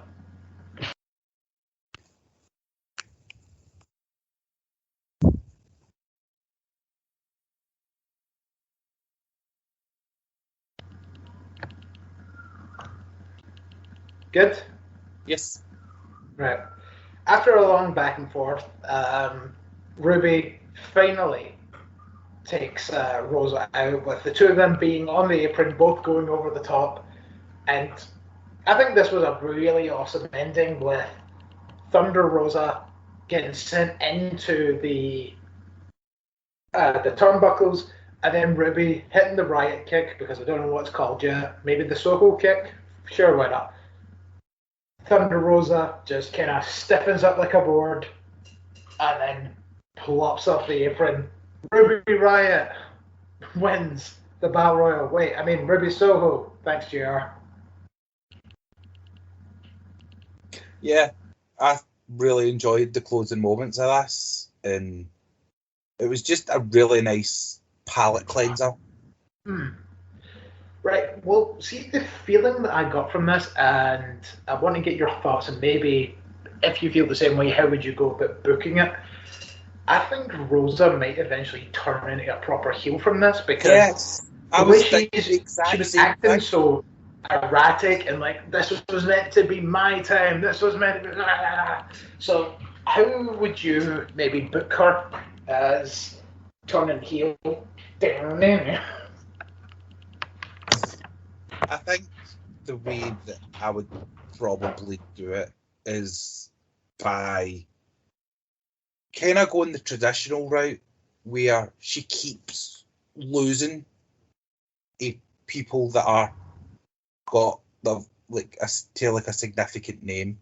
Like, she can keep winning on Dark and Elevation against the jobbers, but then if she comes up against like a Shida or another match with Ruby Soho, Anna J, shit like that, like, then she would lose, and then the frustration, she would eventually just go off her tits and explode, which is probably that's probably the way that I would do it. So, it's a very traditional and, again, predictable way to turn someone heel, but it's the way that I would go. Yeah. I mean, sometimes... I mean, again, this is the whole thing that we always say of when someone turns heel and then they give their reasons for turning heel, in their mind they're right, Yes. And sometimes the most traditional way is the best way. So, yeah. But yeah, it's going to be interesting because I'm kind of sure, like, I feel like Rosa was meant to maybe be a heel when she first came into the company, and then just kind of became beloved and sort of almost became a de facto face from that. Yeah, you kind of need to go with the flow with these things. Yeah. But now maybe seeing her as a proper heel will be kind of interesting. I'm still not all the way there with Rosa. Like, I definitely think I like her more than I ever did over these past. I mean, fuck, it's been nearly a year she's been in AEW now at this point. It's been a year because she had one of her first matches at All Out last year in the match with Shida. Okay, there you go. Yeah, so over the past year, like, she's definitely been someone that I've enjoyed more because I was not a massive fan of her at first, as we've said before, and it was because she was Cobra Moon in Lucha Underground, and I thought Cobra Moon was fucking horrendous. Which we'll maybe look back on when we can finally get this Lucha Underground gig off the ground. So next up, we had Maxwell Jacob Friedman taking on Chris Jericho in potentially Jericho's last match. What I have here is Jesus fuck MJF, you're a fucking star. Cracking the crowd with a fucking countdown was amazing. It was incredible. Just like, because everybody thought that it was going to be like Jericho doing a kind of homage for his last match. 5, 4, 3, 2, 1. And then the text, but still in the old school Jericho font, comes up on the screen saying Jericho's last match. I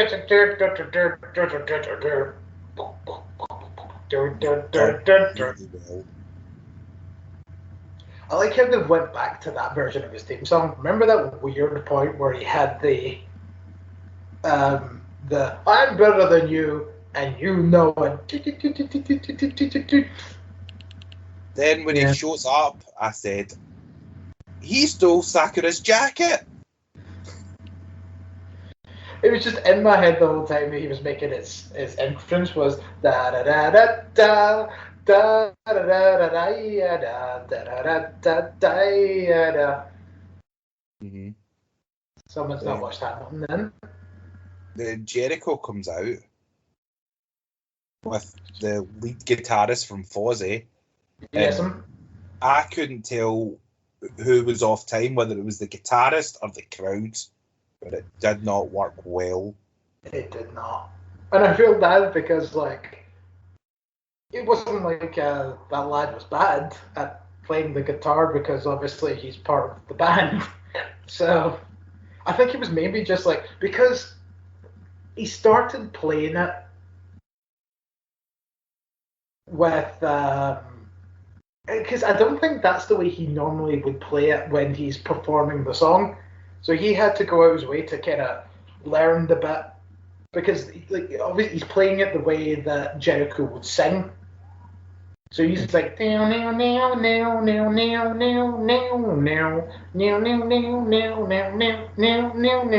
not how he would play it when he's playing the song. Because you would have like the bass and the drums and things like that. And so everything else. So like he's, learning a new way to play a song that he's been playing for fucking years. But see, to be honest though, see if there was ever a time to get fucking Fozzy on AEW, that was that. Yeah. Even if they just played it without Jericho singing. I don't even think it would be bad if Jericho came out and sang it. They tried to recreate the magic of the last MJF match. And sometimes you just need to let stuff lie, because that worked so well. Like, even down to the point where they set off the pyro at the perfect moment that the pyro normally goes off in the song. Mm-hmm. And it was just, like, points for trying, but it didn't go well. Yeah. Because, as I was saying, like, the way that, like, he was playing it as if he was, like, guitaring the lyrics, and then, like, sometimes he would kind of just break into random solos, so I think people maybe got lost to where they were meant to be in the song. Yeah. And then for the match itself, all I have here was what it was. That's really weird. I literally have that as my note. This match was what it was. None of these matches are barn burners, but they're good story matches. Mm-hmm. Yeah, because, I mean, to be honest, none of these matches have been fucking great. Mm-hmm. But they've made the story good. Yeah. And the story is what you care about. At the end of the day, though, I am happy that the Pinnacle versus Inner Circle is now done. Yes. We thought we were done after fucking... Double or Nothing. No, what's the fucking match? Oh, Blood Guts. Yeah, I thought we were done after Blood and Guts. But then we went on to Double or Nothing, and then it was like, right, okay, we have to be done now. And then it continued on for another, like, 3 months. Mm-hmm. Yeah, I'm happy that we're done now with Pinnacle and Inner Circle. I've been ready for this to end for about fucking 6 months at this point, quite frankly, but yeah. And even then, like, still, this had flashes of brilliance, as I say, with the MGF entrance and the kind of part that we get into. Like, not going to ramble on about this match. So MGF hits the Judas effect on Jericho, goes for the cover, gets 3. Bell rings, MGF's music like starts playing. MGF is celebrating like a motherfucker. He has ended Chris Jericho's career. And then a second referee comes out, tells Aubrey, like, you made a mistake. 1, 2, Jericho got his leg on the rope. Like, it's clear as day. Aubrey just took his word for it. Like, I felt like it would have been better if the ref went, look, I pointed back at the Cantron, and they maybe showed a replay of it or something, but because, like, the way that they say, oh, the referee's decision is final, and Aubrey's just like, just restart it. I think you could maybe let them away with it because the match had such high stakes. I know, but, like, that's why I just feel like that one extra little bit of detail of here's, like, watch the replay so that Aubrey's seen it with her own eyes that she's made a mistake. Yeah, than just have taken words. Yeah. Just taking the word of some other dude. I mean, it's a minor gripe, but yeah. And then we get the match started again, and MJF has Jericho in the salt of the earth, and then this did send the old panic down the old body of Griz here, because I was like, oh my god, is he gonna just fucking tap him out again? Jericho finally counters, gets into the walls, considers going for the lion tamer because you've seen that one leg sort of go back, and then he just kind of lifted it and went, no. But then just kind of continued. It looked as though he was trying to go for it, realised that he wouldn't be able to maintain it, and then just thought, rather than this looking shit, I'll just go deep into the walls. Yeah, because it looked like when he kind of lifted up his leg, he's like, I don't think I'm going to have the balance. Mm-hmm. But yeah, it was fine. I'm now very much interested to see what is going to happen after this, because these two have been stuck to each other's sides for the past year or so, maybe even longer than that. So it's going to be interesting to see what these two do now. Just shy a year, yeah. Because they had their first singles match at Full Gear last year, where if MJF won, it was to get into the Inner Circle. Yeah. Was there not a bit of hoopla before that?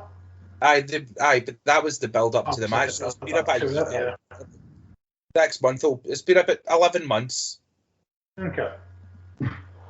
I don't, because for some reason I want to say like it was like a year and a half, but maybe that was something that I read from Chris Jericho, and he's counting like the kind of seeds being planted, because well, you could say that they planted the seeds the year before, after MJF turned on Cody.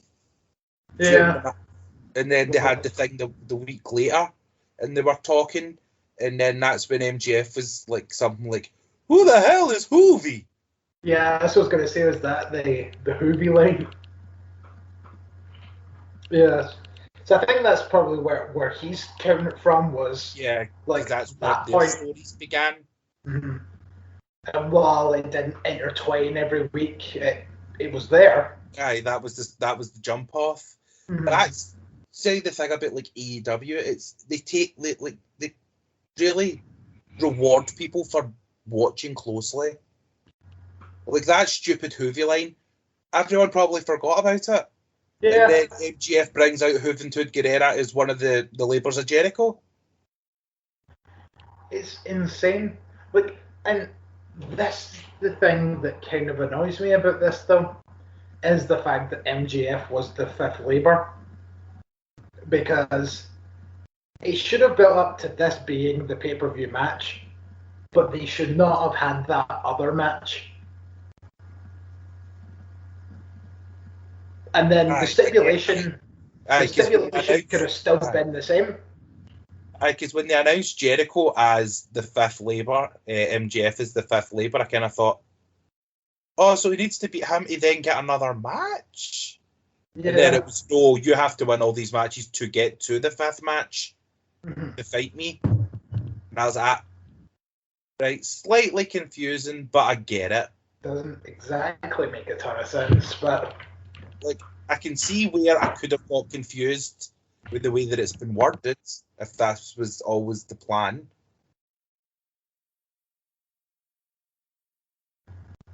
Yeah, because I kind of feel as if, I mean, I think that maybe Wheeler was out at the time, but I think like maybe the fifth Labour of Jericho should have been FTR versus Jericho or something, and then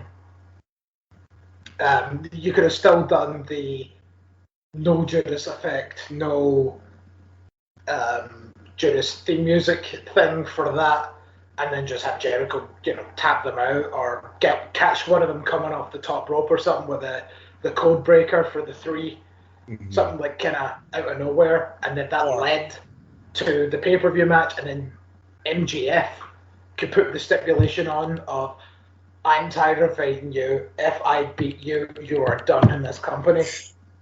Instead of Jericho putting on this step. Or even looking back on it, make Nick Gage the fifth Labour. Yeah, because I would argue that like Nick Gage was probably the worst of the five Labours. Yes. I mean, I enjoyed the whole series of events for the most part, but I don't know. I think they were done in the wrong order. I think you should have started with Spears. You just messed about Wardlow. It would have, like Sean Spears was in the right place. Yeah. Then maybe do the Hoovy match second. I don't know. I think like see if you'd done the Wardlow match second, and then because everybody just assumed it was going to be the five Labours of Jericho. Obviously, he's just going to face every member of the Pinnacle to get to MJF. And so, like, have it start being that. Like, have Sean Spears, then have Wardlow. Then you get thrown the curveball by have it being... Well, actually, saying that, the third one should probably have been FTR, as I said. That's how I would have done it. And then you get thrown the curveball of number 4 being Hoovy, and then you're like, okay, well, he's not part of Pinnacle. That's going to be interesting, and then that might build up to number 5. Who the fuck's number 5 going to be? Nick fucking Gage, and you're like, oh fuck, is Jericho actually going to win this 5 labors because he needs to wrestle Nick fucking Gage in a death match. Yeah. But instead, he was number 2, and it's like, well, we know that where the story is going to go, so obviously Jericho's going to beat Nick Gage. Mm-hmm. But, like, see if you just go with what we were given. Mm-hmm. So just changing the order slightly that way. So that's why I was saying Sean Spears was in the right place at the right time. Then do Juventud Guerrera. Right? Then do Wardlow. Because knowing what we know and how the matches all went, Jericho got a fucking tanking off Wardlow. So then, after he got Wardlow, tanking off everybody, to be honest. Aye, but Wardlow was, like, for just a normal match, that was quite brutal with, like, the 16 power bombs. Yeah. Right? So then MJF fucking has a hissy fit and then brings in Nick Gage, knowing that Jericho's already fucked. Exactly.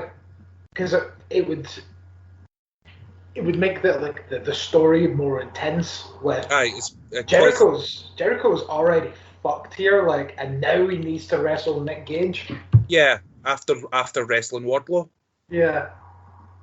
After all this shit, like, because every week was taking a toll after the week before, and yeah, I do agree that Nick definitely should have been the last one. Mm-hmm. But I will say though, so this Wardlow build that's going on just now, fucking chef's kiss.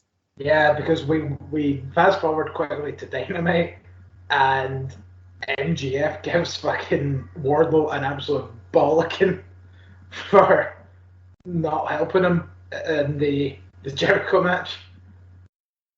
And we're going back to this, which again, like, is exactly what you kind of said with the whole AEW fans get rewarded for watching. Rewarded for watching, because this happened a couple of years ago, and then it kind of died down.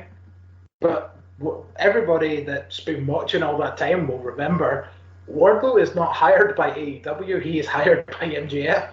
So that's why he took that shit, like, and fucking ate it.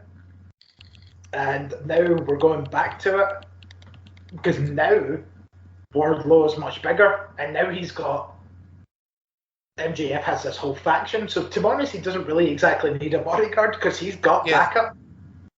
But there was a wee bit where Pillman had came out and they started fighting with MJF. Wardlow wasn't exactly quick off the mark to help MJF. That's right, yeah. It was kind of in very the corner. Much, right, okay, now I'll jump in. Mm-hmm. He deserves to get a couple of jabs for what he said to me. Fuck him. But, again, he's my employer. It's like, he'll take his lumps for being a wee wank. Right, okay, he's taking those lumps. Now it's time for me to do my job. Yeah. And it's great.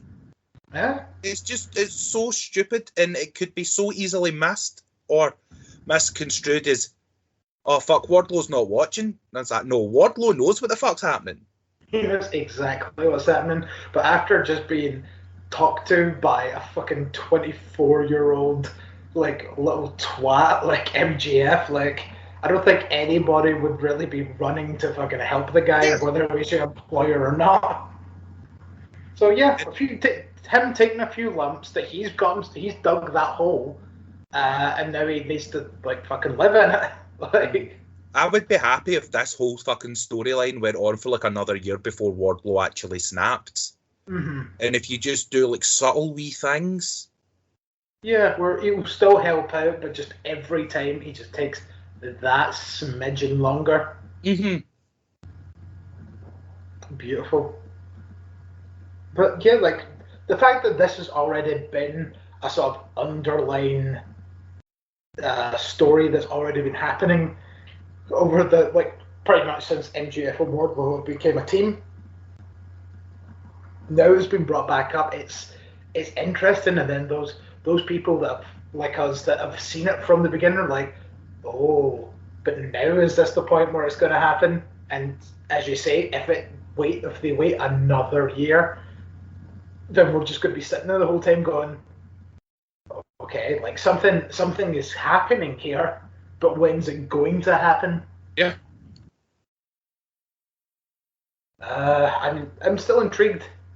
Like it's weird that something so simple is so intriguing, but like let's kind of see where we go from this. That's just what I love about wrestling. See how when it's done right, it's fucking amazing. And the thing is, AEW do have flaws. Obviously, every wrestling company has flaws. We pointed a few out on this show. Yeah, like we do always point out flaws, or at least stuff we don't like.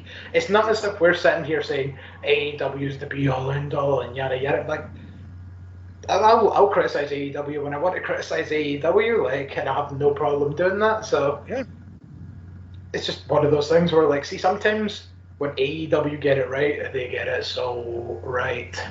Mm-hmm. But that's just the same with all wrestling. So when it's done right, it's fucking brilliant. I know, it's just AEW have been the ones that have been doing it more recently. They are doing it right.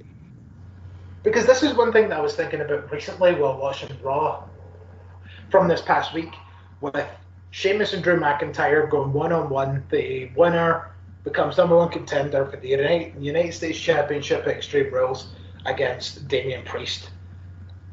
And then I remembered that Sheamus turned heel when Drew McIntyre was WWE Champion and then never got that match because everybody went into Elimination Chamber, then Miz cashed in, won the belt, then Lashley beat Miz for the belt. And so, like, what the fuck was the point? And then Sheamus went on, beat Riddle, became US Champion, and I was like, what was the point in that? Like, did they not have a no holds barred match at like a fast lane or something? They had matches, yeah, but the whole thing was like, it was clear that this was meant to build to a title match, Sheamus versus Drew for the WWE title, and then it just didn't go anywhere, and so it was just the two of them fighting for fuck it. My name's Sheamus, and I like to fight. Your name's Sheamus, and you're a bastard, and I'm the champion. So yeah, like little things like that, like it's a kind of way of showing like the kind of weird differences. Like, what the hell happened there?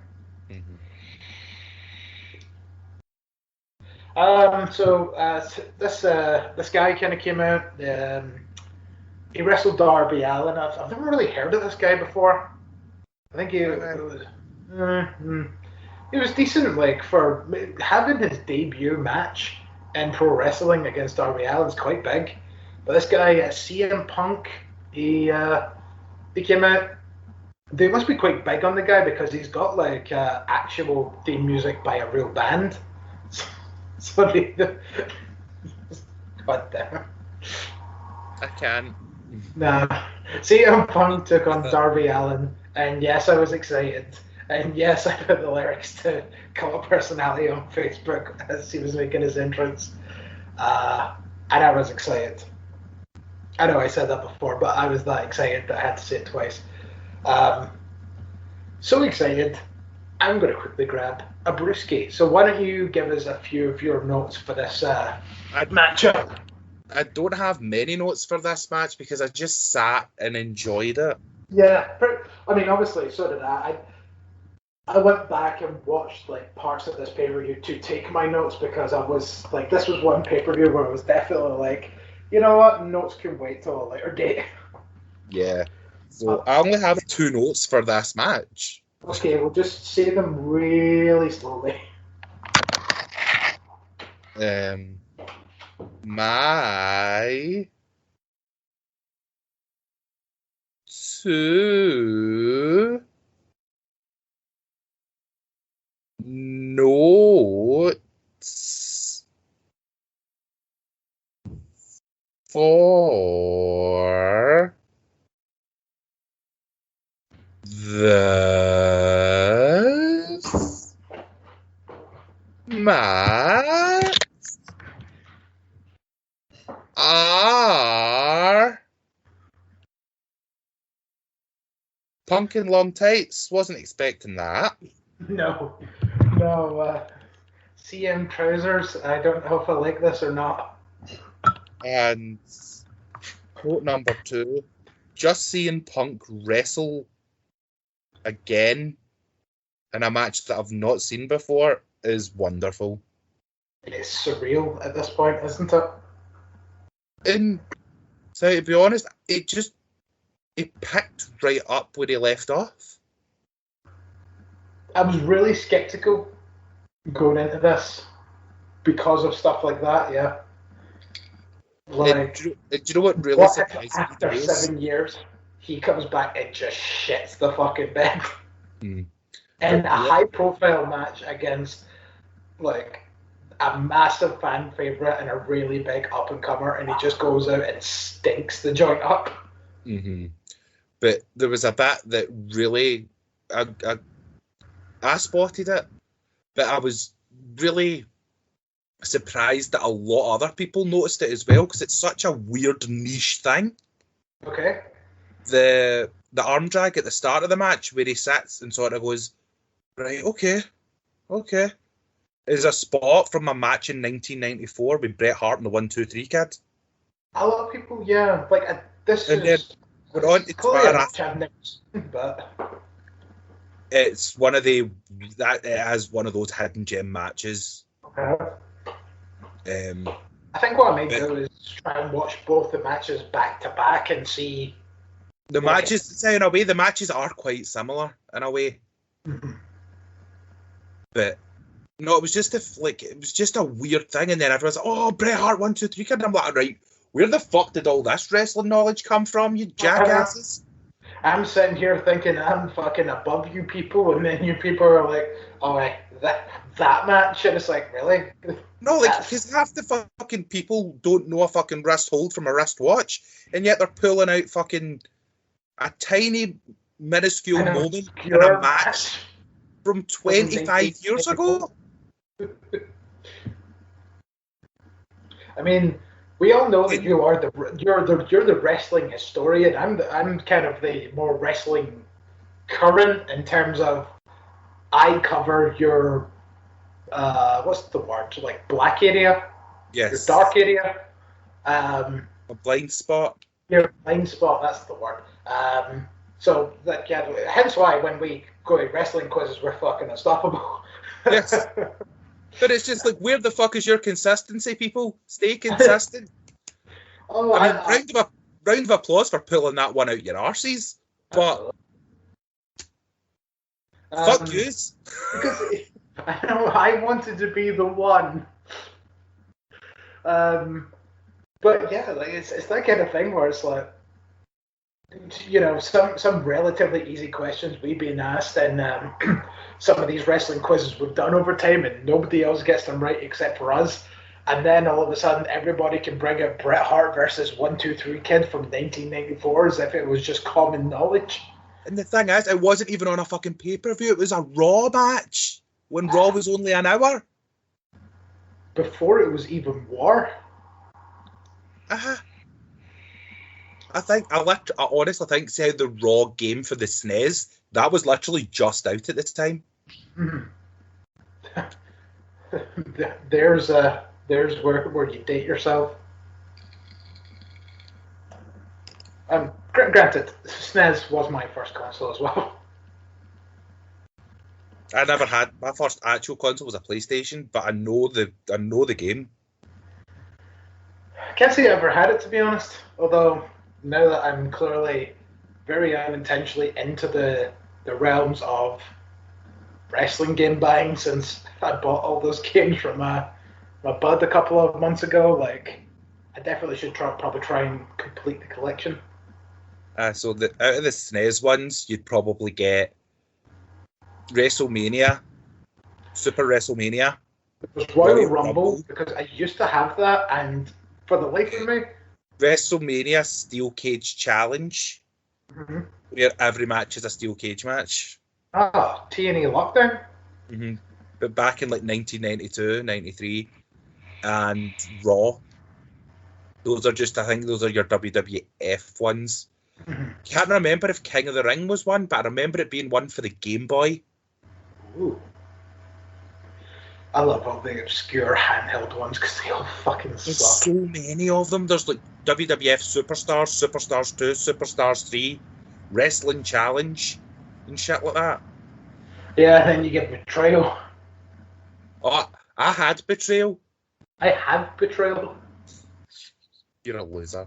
I know. I was probably like, I went to like a gaming expo and I found it and I bought like one of those flip open Game Boy Advance that has the backlight. And I was like, the Game Boy Advance SP.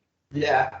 And I was like, right, I'm going to sit here and I think I was about an hour and a half until my bus, but I just went to the bus station because pals had to go home because last trains of the night, yada yada. So I was like, right, I'm just going to sit here and I'm going to play Betrayal. And I played about 10 minutes of it and goes, this is fucking boring. I sat and watched a podcast play all the way through it because I'd never figured out what the fucking story was. Like, I never knew what the ending was, but the ending is, it's Vince McMahon that's kidnapped Stephanie. It was me, Austin, or Triple H, or The Rock, or The Undertaker. Yeah. And just like that, we have... I don't even know how we got into this. How the hell did we get here? Bret Hart 1, 2, 3 kids. Spot. Raw, SNES, video games. Yeah, okay. As long as we can connect the chain, then it makes sense. Yes. Chain connected. I guess we're off the chain now. Time to go against the grain, because I need a shave. I know. I just got one myself. Ooh. Very nice, very fresh. I know, it's just like every time where I don't shave my head for a while, when I do shave it, I go, why don't I just try and maintain this more often? Mm-hmm. So, one of my first notes is I have missed Darby Allin skating to the ring. It's just such a very minor thing, but just adds so much to his character. Mm-hmm. Yeah, it does. Because it's weird because it's not it's a key element of his character, but at the same time it's not. Mm-hmm. If that makes any sort of sense. It's like, yeah, because we've established from day one he is kind of a daredevil, kind of don't really care. We established Pro he skates. wrestler / pro skater. Mm-hmm. What I want to see is, and I know when I'm going to bring up the name of said game, it's probably going to send a fucking couple of through people's kind of bodies, but if they make a new Tony Hawk's game, except maybe make it work this time, since Tony Hawk's 5 was, I don't know if it was more or less, but it was definitely abysmal. Don't know if it was worse than 2K20, but 2K20's the shats, the drizzling shats. So was Tony Hawk's Pro Skater 5. But if anybody is going to make a new one, they have to put Darby Allin in it. Yeah. One of the games has Spider-Man in it. Tony Hawk 2. And like part of these games is obviously having moderately famous people in it, like Bam Margera and all that from Jackass was. He was definitely in one of them. I don't know if he was in all of them. I think he was in a handful of them. But just that kind of thing of you want famous people because obviously everybody knows who Tony Hawk is, because he's the GOAT at the old skateboard. But the more famous faces you can get into these kinds of games, the better that they're going to sell for people that aren't really into that. And slapping Darby Allin on, even if it's just like Hell, Darby Allin probably at this point would be famous enough that if you put him and Tony Hawk and let's just say they stuck Bam Margera back in, like, for the way that he kind of was back in the day, because I mean, Lord knows the poor lad is falling in some hard times now, getting kicked out of the new Jackass movie and all that sort of stuff. Maybe have him in his prime, but there's three recognizable people. You got Bam Margera from Jackass. Everybody remembers Jackass because everybody watched Jackass growing up. There's Darby Allin, the new hot thing in pro wrestling, in AEW. Probably would be much easierly accessible because he's in AEW than if he was in WWE.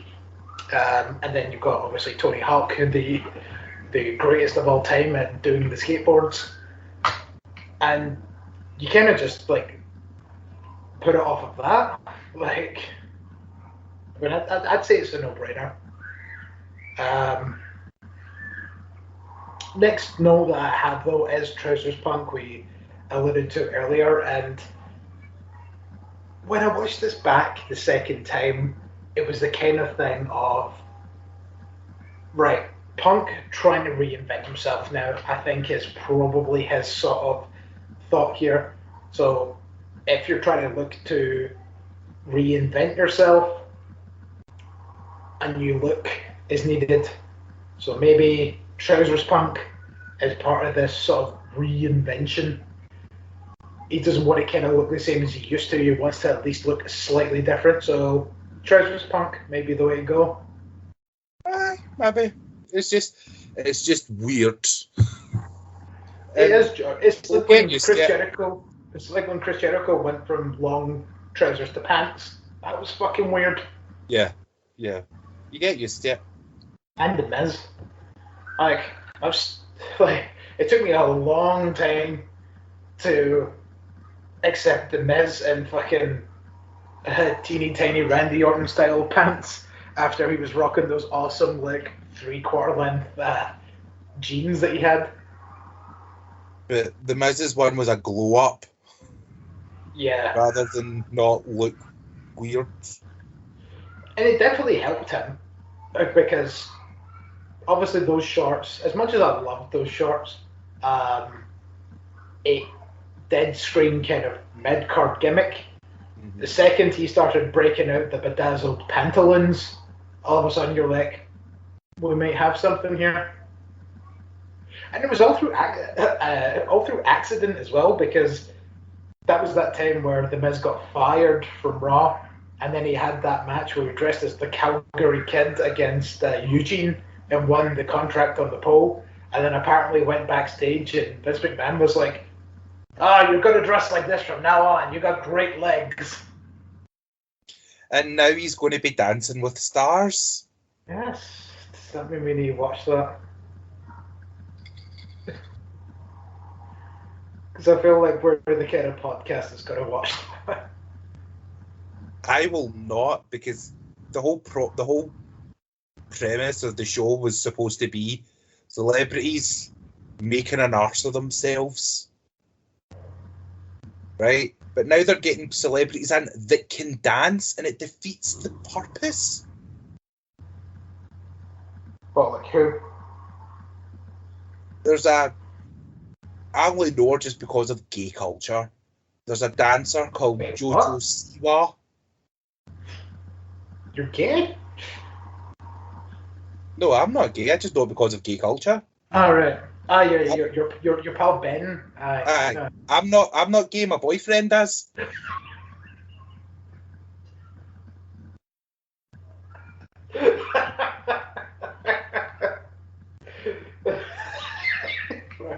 Okay, I'm gonna just chuckle in the background for 5 minutes while you explain who this person is you're talking about. They were on a program where it's basically all about like dance troupes and dance companies and shit. So this person is a fully trained dancer. So it's a bit unfair. He sent all these people that can't dance in with someone that can dance and expect it to be a fair competition.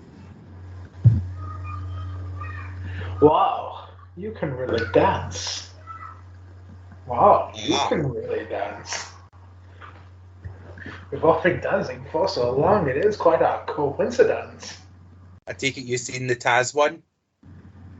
I don't know, and I've not seen the Taz one, no. But just, like, my favourite one, because my other half has become so addicted to TikTok now that every night before bed I get at least a half an hour of, so here's the best TikToks of the day.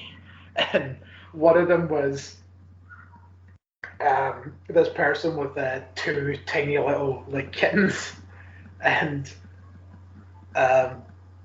like, they just made them dance to that song. So it was like, just picking up one of the kittens and it dancing on its two wee back legs, and then when it goes boom boom boom, it's just this person like grabbing their wee kitten butts and going boom boom boom, and then like the last bit is the two of them dancing together. And so every time I hear that song, I think of tiny kitten butts. Somebody basically found like an old wrestling promo picture of Taz. Done it to this song. It's fucking hilarious. He retweeted it. Wow. So I'm going through his Twitter now to find it. Right. I'll run through like part of this match then while you have a look. Because like this whole match was really awesome, and as I say, like I'm super glad that CM Punk didn't come out and shit the bed. Clearly, I think the two of these guys were like training probably with each other for a long time to make sure that ring rust was to a minimum, and it kind of went to show here. So the kind of ending came with Darby going for the coffin flop, but Punk just sits up like the Undertaker, and Darby just crashes right behind him. Punk starts to get a bit cocky, and then that's when Darby grabs him, gets a roll up for two.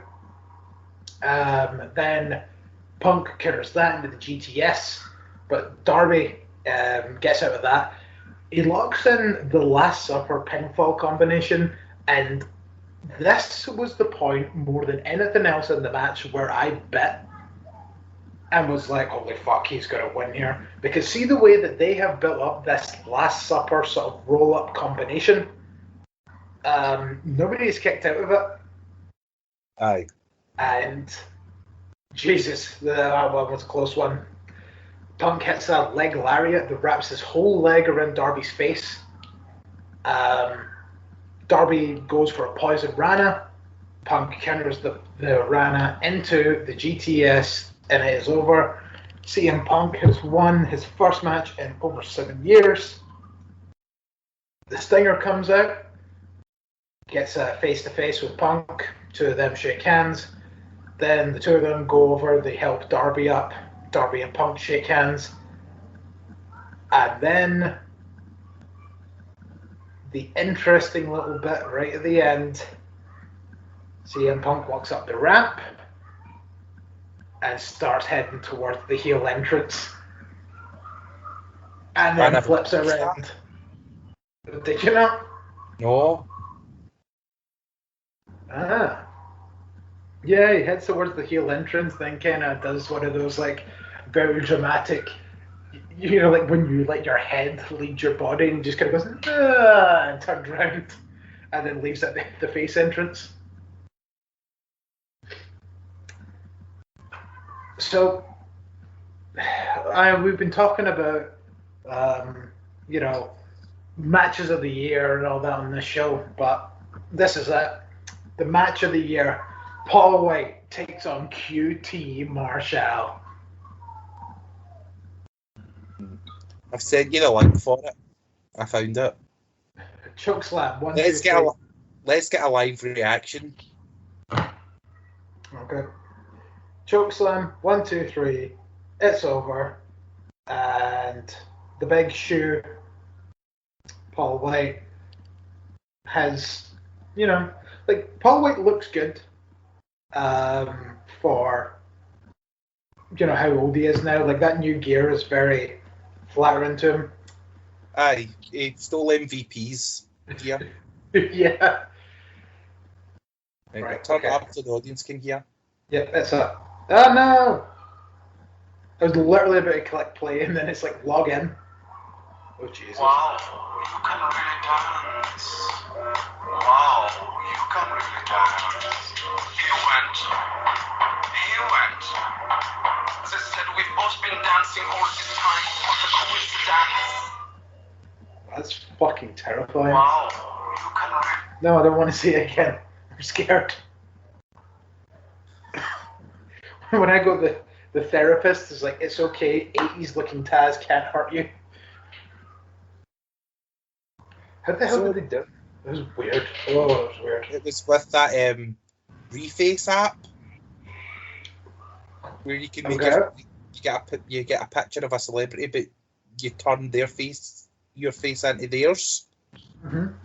You can make them say and do shit. I mean, it was very well done. So obviously, I don't assume that you would have any notes on Paul White versus QT because, with the rest of the wrestling universe, nobody gave a shit. Nope, I had piss break, nothing more, nothing less, and that's why you're going to pee. Exactly. Like, just talking about this match makes me need to use the toilet. Do you at least like Paul White's theme song? No. No. Okay, No, tell us why. I don't understand a word that they're saying. It's just jibber jabber. No. The old man that used to do his old one is now just singing in jibber jabber. Where the only bit you really sort of recognise is well, and then it goes into random other bullshit. Now it's well. We're going down this road and I'm just getting started. Got the world in the palm of my hands. You're just getting started? Jesus fuck. Yeah. You're going to be wrestling to your 100s.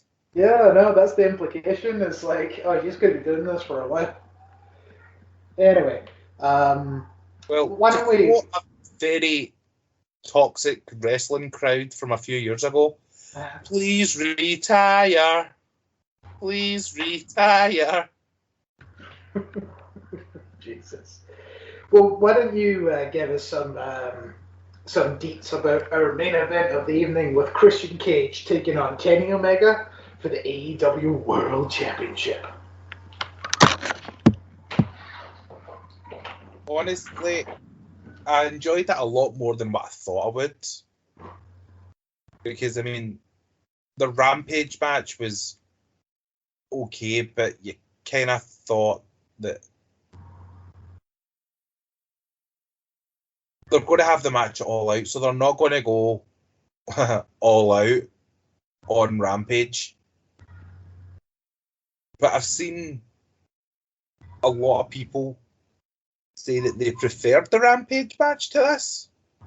And, I mean, you like what you like, so that's all so cool with me. But in my opinion, this was the better match. I thought this match was fucking awesome. There wasn't really too much bullshit and gaga like there was with the Rampage match. So that automatically gets a thumbs up from me. So this one definitely over the Rampage match, even though a lot of people preferred the Rampage match. I know, because the first couple of notes I have is good match. Yes. Did I care? Not so much. And obviously, partly because we all knew what was going to happen. Even Cage's near falls weren't very bitey for me. And I think it's also partly because of the Rampage match and the fact that Cage already is beating Omega, and it's clear that that's not going to happen again. But the point of the Rampage match was to make it go, shit, Cage can beat Omega, so the match All Out's supposed to be now more exciting. I know, but as you said, it had the opposite effect. It's a double standard now. And I mean, I remember going into this match and thinking it was a good match. When I rewatched it earlier on, actually, I think this was a great match. Like, I think like watching this a second time actually made me like the match more than it was the first time. But probably because I had all that pressure taken off of us of we all know what's going to happen. And then so when I was watching it the second time, I just kind of enjoyed it as a match more. But yeah, so like we got into the match with Christian going for a spear and Omega counters with a V trigger. Cage then counters the one-winged angel. Cage gets two of a swinging DDT and then sets up the kill switch, which is countered to V trigger, dragon suplex, dragon suplex, dragon suplex, dragon suplex. V trigger. Cage grabs the ropes to prevent from being pinned, which they done a really good job of on commentary by being like, Christian knew he couldn't kick out of that, so he grabbed the ropes and just stayed out the ring. And it was like, that was a nice little touch there, like just kind of backing him up essentially. They set up a table at the start of the match, which then came into play as they continue fighting over it. You know, one-winged angel attempt countered, kill switch attempt countered. Eventually, Christian gets a spear. They both go through the table, and then one of the legs weirdly comes up instead of breaking. And I think they were saying that it went into like Christian's sternum or his ribs or something. Yeah. It was rib cage because you could see the massive fucking welt. Oh. Because I was looking to see if there was a cut, like if it like, pierced him in any way. Yeah. But it was just a big fuck off welt across his sides, his left hand sides. It's And that's probably the reason why Kenny Omega puts tables on people and jumps on them. Probably, yeah. Because, Kenny took the nicer side of that bump. Uh-huh. I Crazy. know. I don't know, it was meant to be Christian, obviously, given the offense as well, so, like, the implication of Kenny's supposed to be the one hurt from it, and then Christian comes off worse for wear. Let's see. Cage goes for a splash, but Kenny gets the knees up. Cage locks in the cloverleaf that he'd been looking for the entire match. And then that's when, Don Callis calls for the Good Brothers. Good Brothers come out. Gallows eats some V-trigger as Christian moved out of the way. Cage goes for the kill switch. Kenny counters, goes for one-winged angel. I think we brought this up before. Like, the way that Christian needs to turn and have his back towards Kenny to do the kill switch is perfect, because then just the switch into Kenny going for one-winged angel just like works. Like, it is just very unique because of how their finishing maneuvers are. Yeah. Cage attempts the super kill switch from the... Oh, no. Sorry, I missed a bit, sorry. Cage connects with the kill switch. 1, 2, kick out, and as I says, I didn't even really bite on this one, sadly. Cage then attempts the super kill switch from the top, but Kenny Omega, with the fingers in the eyes, super one-winged angel off the top rope. 1, 2, 3. Kenny Omega retains, and to be honest, that finish made Christian look amazing in defeat. Yeah. Like, and you think about it in the way of, like, Christian, obviously legend in the business, has not been hit with a regular standard-ass one-winged angel to end any of the 2 matches that they've had yet. Mm-hmm. It took the super duper off the second rope version to put Christian out in this match. And then when you kind of lay it like that, it's like that kind of like that makes Christian look so much better in defeat, and just the way that Omega needed to resort to the super version of his finisher to take out Christian. Mm-hmm. Then the Elite, they start attacking Christian after the match. And this brings out the first of two major talking points. Well, at this point, because there was already major talking points. I thought I was getting swerved because, I mean, everybody is all under the impression that Bryan Danielson was showing up at All Out. Mm-hmm. So everybody was waiting on that. Yeah, everybody started chanting, yes, yes, yes, the second anybody laid hands on Christian. Yeah. And then fucking Adam Cole baby shows up and we're like, what the fuck? With absolute beasting theme music, might I add. I was kinda disappointed. Really? Because I thought it was gonna get, I got something for you. Yeah, I feel you. But I feel like this new Adam Cole needs something different. Mm-hmm. I get it. I get you. I feel you. So he comes out, and I think I could hear Adam Cole saying, "Do you remember what you did to me?" As in to imply of when the Young Bucks murdered him. Mm-hmm. With the poison, was it? Yes, because I have a wee bit of info for when we wrap up. Mm-hmm. Because I watched BTE the day after All Out. Okay. Where they did a seance. And brought him back to life. It brought him back from the dead. Fucking hell.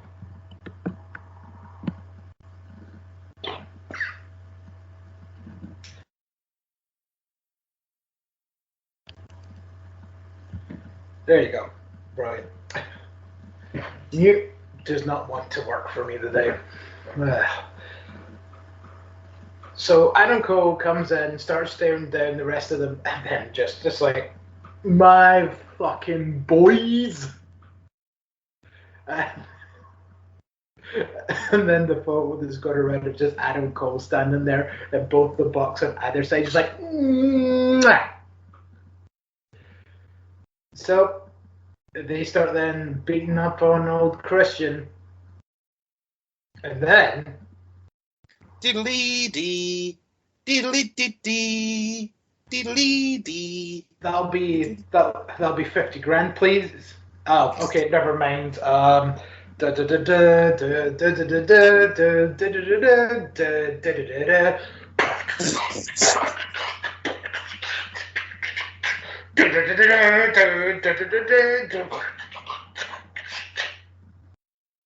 think that one's going to take a long time to grow on me. It's going to take a long time because it fucking sucks and needs to be changed now. Mm-hmm. I do not need a trap remix of Flight of the Valkyries. Yeah. Like, I mean, you say trap, I kind of said hip hop, and it was like, whatever kind of fucking music that is, that does not scream Bryan Danielson. No. Yeah, decision. Like, you not even have made like a fucking WCW-esque like knockoff of fucking Final Countdown. Aye, phone Jimmy Hart. That would have been great. It would be that hard to do. And I mean, I get it. Like, he's been associated with Flight of the Valkyries for the past 10 or so years, but like literally, like with the constant usage of real music in AEW recently, everybody was super fucking excited of the potential of Bryan Danielson coming back out to Final Countdown. So when it didn't happen, but didn't take away from the moment whatsoever. Mm-hmm. Although online did steal my joke, which I'm fucking raging about. The joke being Adam Cole coming out in his new AEW t-shirt, Bryan Danielson coming out plain white t-shirt. So I said to Chris, when I go home, I'm wearing my plain white t-shirts I wear under my work gear, and with like, oh, I got the new Bryan Danielson t-shirt last night. Before I left his, he's like, "Internet stole your joke, bro," and then showed us the thing of like the Bryan Danielson advert of like, buy the new white Bryan Danielson t-shirt. Like, well, there goes that. If you're not fast, you're last. Or if you're not first, you're last. That also. So Adam Cole and Bryan Danielson round out this pay-per-view. Bryan Danielson and a bunch of the other faces take out the Young Bucks while everybody else kind of runs away. Tough night for the Young Bucks. And Bryan Danielson stands tall with Christian as we end the pay-per-view. But I feel like there's still just a smidgen more that we have after the pay-per-view is done. Again, as we says, with Rampage and Dynamite also in the books. So you said that you had something for us. Yeah, it was the BTE spot where they done the seance. Oh, right. I thought you had something else. So CM Punk came out on Dynamite, and it looks like he is now going to be in a feud with Team Taz. And that's where he's going from here. I think we need to finish the Cage story first before anybody starts going against Team Taz. Potential, but the Cage story really is with Starks. It's and Team Taz because they keep fucking him over. I know, but it's primarily Starks. Absolute Ricky Starks. Whereas the Hobulator, he's kind of fresh, but the weird implication online is that this is going to lead to Hook's first match. I'm fucking buzzing. I love Hook. Fuck all. Other than Ricky Stonks, like Hook is like my second favorite member of Team Taz. He does fuck all, and he's great at it. Just because he has those few flashes of brilliance, whereas like the few times where he does do stuff like the Taz-esque suplexes, like, and he makes them look fucking amazing. And then like when he showed up during that cinematic match with Sting and Darby, and he had no shot on, and you're like, fucking hell, kid, like you got some abs on you, brother. Like Twitter fucking loves Hook. And I can see why. So, okay, let's build this. You're wanting to build to the end game being CM Punk versus Hook. How are you doing it?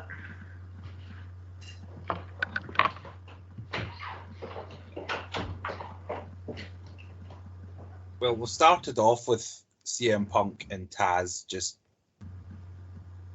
shouting at each other. I say we let that go on for another couple of weeks where they then just try to just insult each other constantly. And then we get Punk versus Hobbs. And controversial choice here. Hook causes Hobbs to beat Punk. Ooh. And that'll just throw everyone off the fucking scent. Because everyone's like, oh, he'll beat Hobbs. Because Hobbs is nothing. But then at the same time, you build a fucking star in Hobbs instantly. Yeah. Because like because Hook got involved, Punk then says, I want to fight that wee bastard. Because this is the thing, is like, yeah, even Taco agrees. When it comes to people either returning or debuting, they always go on undefeated streaks for long periods of time. Like that Cage just had his first loss. All Yeah. out. Yeah, his first pinfall loss, yeah. And it's like, if you're debuting 3 people that are going to stick around full time, obviously with Ruby, Cole, and Daniel Bryanson. In a way, you could throw Punk in there as well, because they basically all debuted Punk, within yes. 4 weeks of each other. Yeah, and Punk, sorry. Like, yeah, him as well. So you've now got 4 really big names that you're wanting to get over. Not all of them can just be undefeated forever. Mm-hmm. So see if you give someone like CM Punk a big, juicy L quickly, but you do it in such a way that it's cheap, but makes sense. Yes. Everyone will probably get behind it more. Mm-hmm. Which is my suggestion of Hook causing Punk to lose to Hobbs. Mm-hmm. And then at the same time, you could then go, Hobbs could go, I beat CM Punk. Yeah, and he can ride off of that momentum for a long time.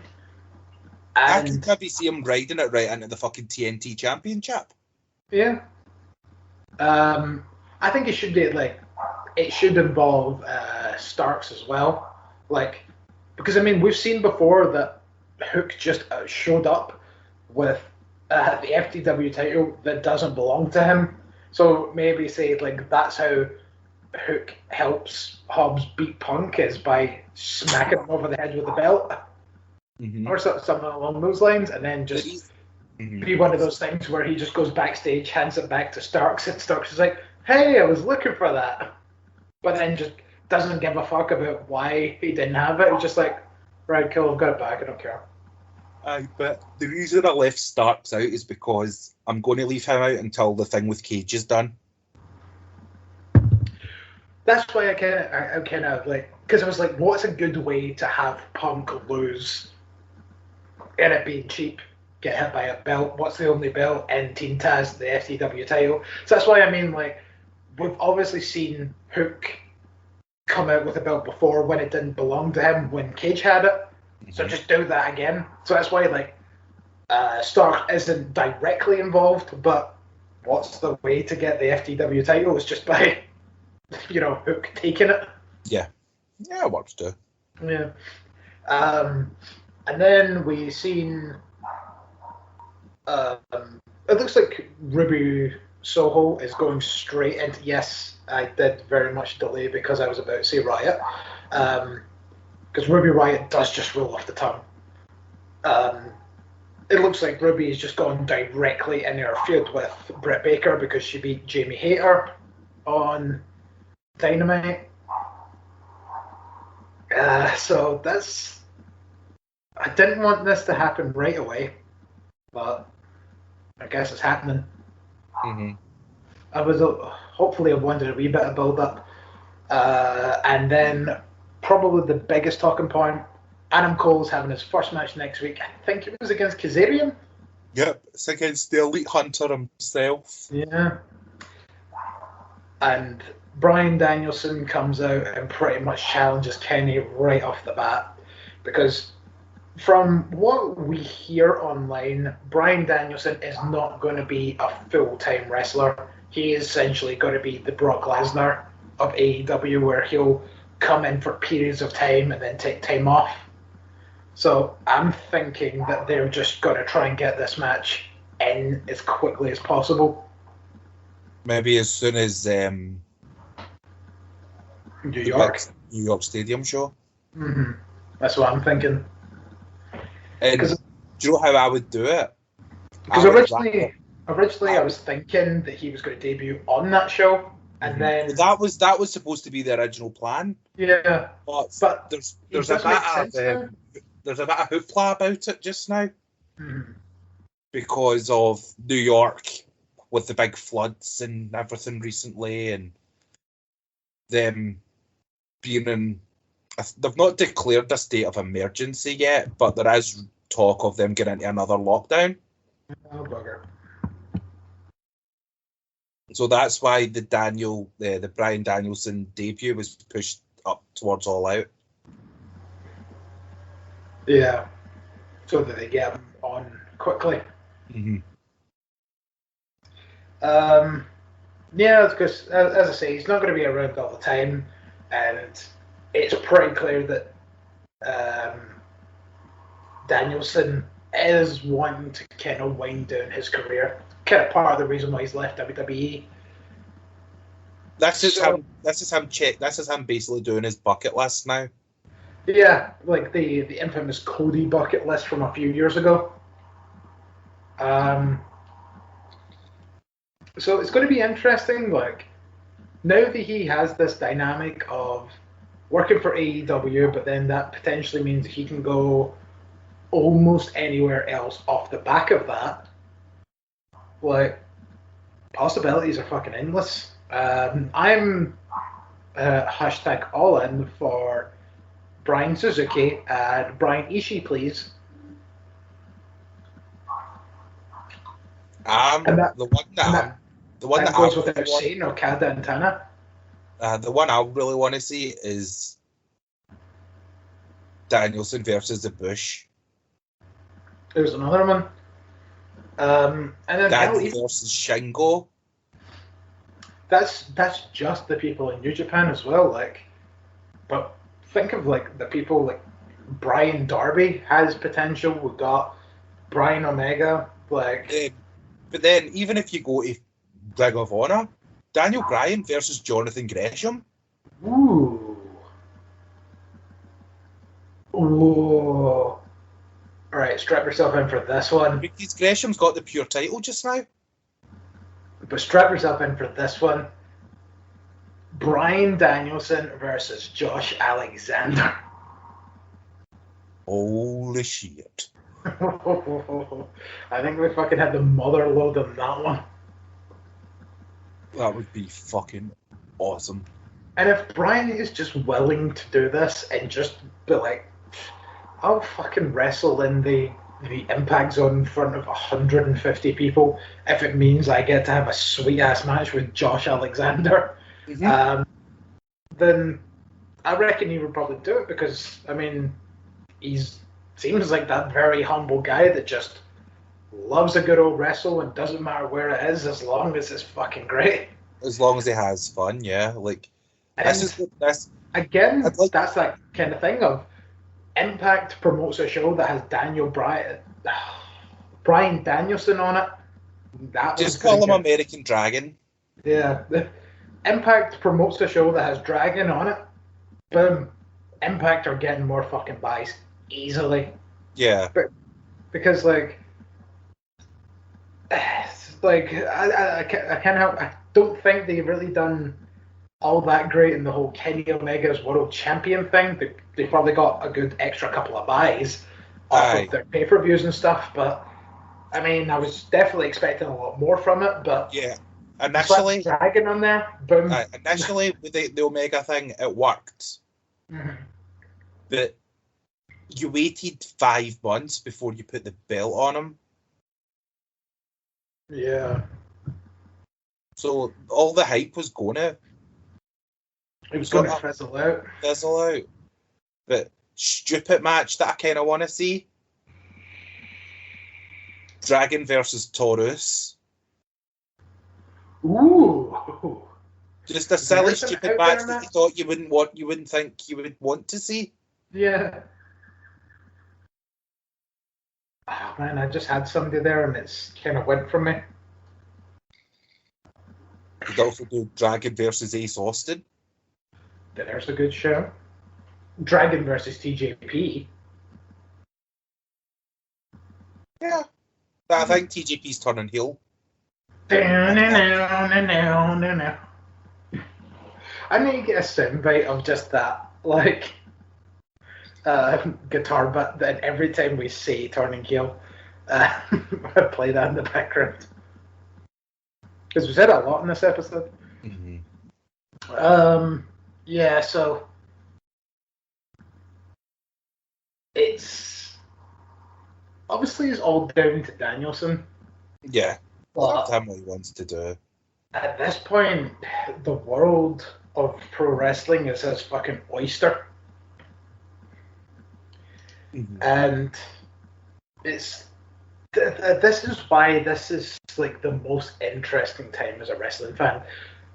When you watch as much wrestling as we do, like outside of WWE, it all is connected now, and that just makes things so goddamn exciting. And I can't wait to see where this goes. Yeah, it's just like the possibilities are endless now, and I know I've said a few times predictability isn't a bad thing, but neither is unpredictability, which is what we're in now.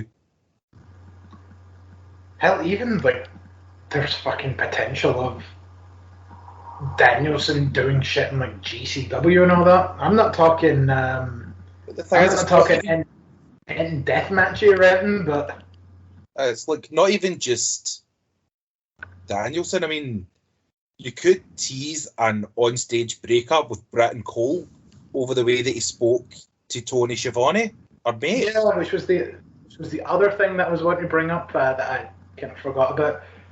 When Cole stepped up to Tony Schiavone and goes, "I know you're fucking close with her, but I'm here now, so you better keep your fucking distance."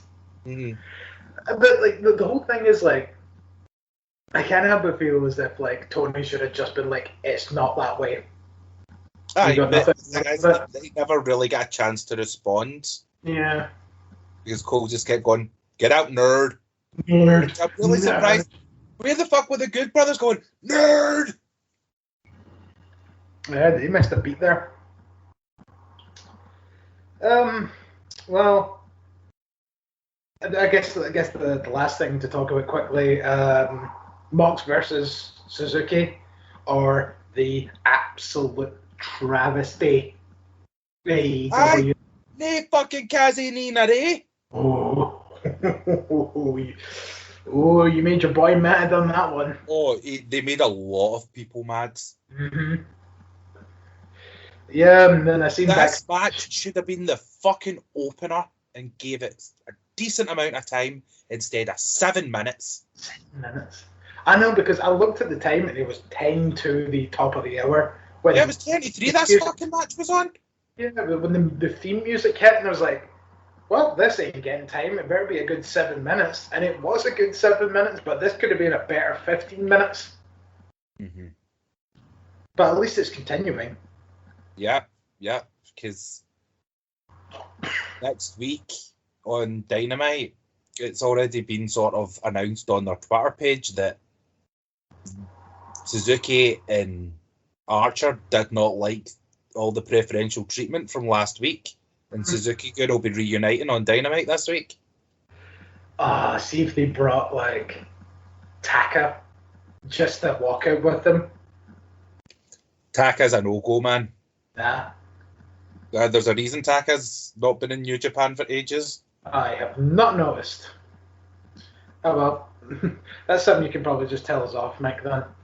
Oh no, yeah. it's not. He didn't really do anything bad. He had an affair. Oh, but okay. in Japanese culture, that's like really bad. That's like you killed someone. I think like almost when it comes to Japanese culture, they probably would rather you killed someone. Yes, aye. He had an affair and got the bullet from New Japan. Yeesh. He has nothing to do with it, but I think that's a good place to sort of wrap it up, though. For now, it's going to be an interesting time, and I think we're going to be excited by seeing where it goes. Yay! So I guess with that, I have been Griz. And I'm so excited! As with one of those. Yo! Listen to the yos! Show!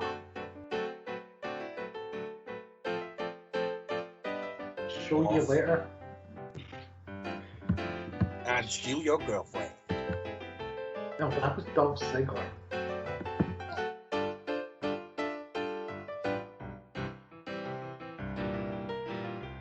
Ah, Remember, you can follow us on Twitter and Facebook at Heel Podcast.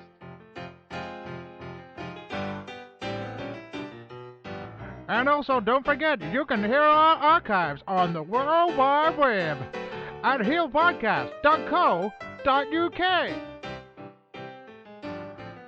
Well, that's all, folks. So long. Have a good day.